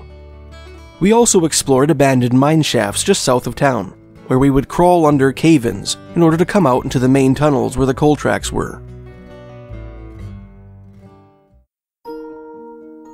On one of our weekend trips, we got a ride to a spot near Courtney Lake. I believe it was Rocky's brother Roger who dropped us off. The hike to our destination was a few miles or so, through some thick brush and heavily wooded areas. The old path was overgrown, but you could still make it out enough to follow it. This was the second time I came to this place with my friends. The road eventually led to a large open valley of grassland that stretched out in front of us. The valley stretched out as far as you can see, and eventually rounded a bend on the left and disappeared. You could see a well-structured tree line across the valley that rolled up and down with the hills. When looking to the left, you could make out a few buildings in the distance, nestled up against the lake. I believe they were once used as layovers for cattlemen, driving their cattle through the area. There were a few rectangular bunkhouses with flat roofs, and a rectangular cookhouse built up against a small outlet from the lake. We made our way to one of the bunkhouses, in which we had stayed during our first trip to the lake. It had wooden bunks built into the walls, and nothing more. I chose the lowest bunk against the wall, which stands to your right when entering the building. I had brought my bow and arrows, and hung the bow above my bed on the wall. Once settled, some of us tried to catch fish for supper, while others sat around an open fire. Sometimes, when we saw bears and their cubs in the valley, we would chase them back into the trees. The incident happened sometime in the afternoon. What I find strange to this day is why we all decided to gather in the bunkhouse at that particular time, as there was plenty of daylight left, and it wasn't time to bunk down for the night. It all started with some noise coming from outside the bunkhouse. We stood there looking at each other, wondering who could possibly be outside. The bunkhouse was made of logs, and its windows were covered with wooden shutters. I remember opening the door with my friends close behind me, and what we saw still stays with me to this day, not because of what it was, but because it hadn't been there minutes before when we walked into the bunkhouse. There were cattle everywhere. I couldn't tell just how many, as there was a thick cloud of dust from their hooves. There were many cowboys that were riding around trying to keep the herd in check. Then one of the riders pulled in his horse sideways, along the little path that led to the bunkhouse. The only thing between us were the remains of a very old wooden fence without a gate. The stranger looked directly at us. He sat tall in the saddle and was covered in dust. He had a rope in one hand, another tied to his saddle, and a rifle in a scabbard that jutted out visibly. His surprise at seeing us was very apparent. There was something very different about him. He was fully dressed head to toe in what we all grew up thinking cowboys looked like. Everything about him was rugged and hard, as if he'd been doing this for many years. When I met his gaze, I immediately felt very uncomfortable. He continued looking at us for a few moments, while he got better control of his horse, as it was rearing up a little, as if it was frightened by our presence. He then jumped off his horse and started to walk towards us. We all panicked, thinking we were trespassing on someone's property and were about to be caught. I slammed the door, and we all ran around the room grabbing our gear. I remember grabbing my bow off the wall. We opened the shutters to the back window facing the lake and jumped out one by one until we were all out. We ran towards the lake, then took a right and followed a small trail leading behind a small hill overlooking the area in which we were. I can remember sitting there all huddled together, wondering if they were following us and what kind of trouble we were in. After what seemed like 5 minutes, John C. and I believe Wade W. ran up to the top of the hill we were hiding behind to get a better view and to see if they were in fact following us. John and Wade came back moments later, looked at us, and said, "There's no one there." We all scrambled to have a look for ourselves, and what they said was in fact true. There was no one there. I remember walking back towards the bunkhouse. The first thing was to look down the valley to see if they were going away from the lake, but the valley was empty as far as the eye could see. No hoofprints were visible, no dust. It was as if no one was ever there. I remember thinking that a herd of cattle as large as the one we had seen could not have disappeared in a few minutes. The valley is very open, and there was nowhere that a cattle drive of that size could hide. We all left and called it a weekend, unsure of what we had just experienced, but glad to get away. I've always wondered what might have happened if I had walked out to meet the cowboy at the end of the walkway leading to the bunkhouse. Would I still be here today, or would I be missing without a trace? I've come to believe that we encountered a portal in time. What we all witnessed was a once-in-a-lifetime experience. Most of the boys I was with never told anyone about the experience, and some have passed on. One day, Rocky and his new wife came up north to visit my wife and I. While sitting around the fire, my wife asked Rocky if the strange adventure I'd been telling her about all these years was true, and not some made-up story. I remember Rocky's face going white. He said that he had never told anyone about that strange summer day in 1977. He went on to tell his memory of the event to my wife. When he was finished, my wife couldn't believe what she had just heard. His account was identical to my own recollection of what had happened to us all those years ago. After watching your British Columbia Triangle series on YouTube, I realized that Courtney Lake is within the triangle. I believe that when these portals in time appear, they are only there for a few minutes, and then vanish along with anyone who walks into them. I've wanted to tell my story for years, but was just uncertain who to share it with.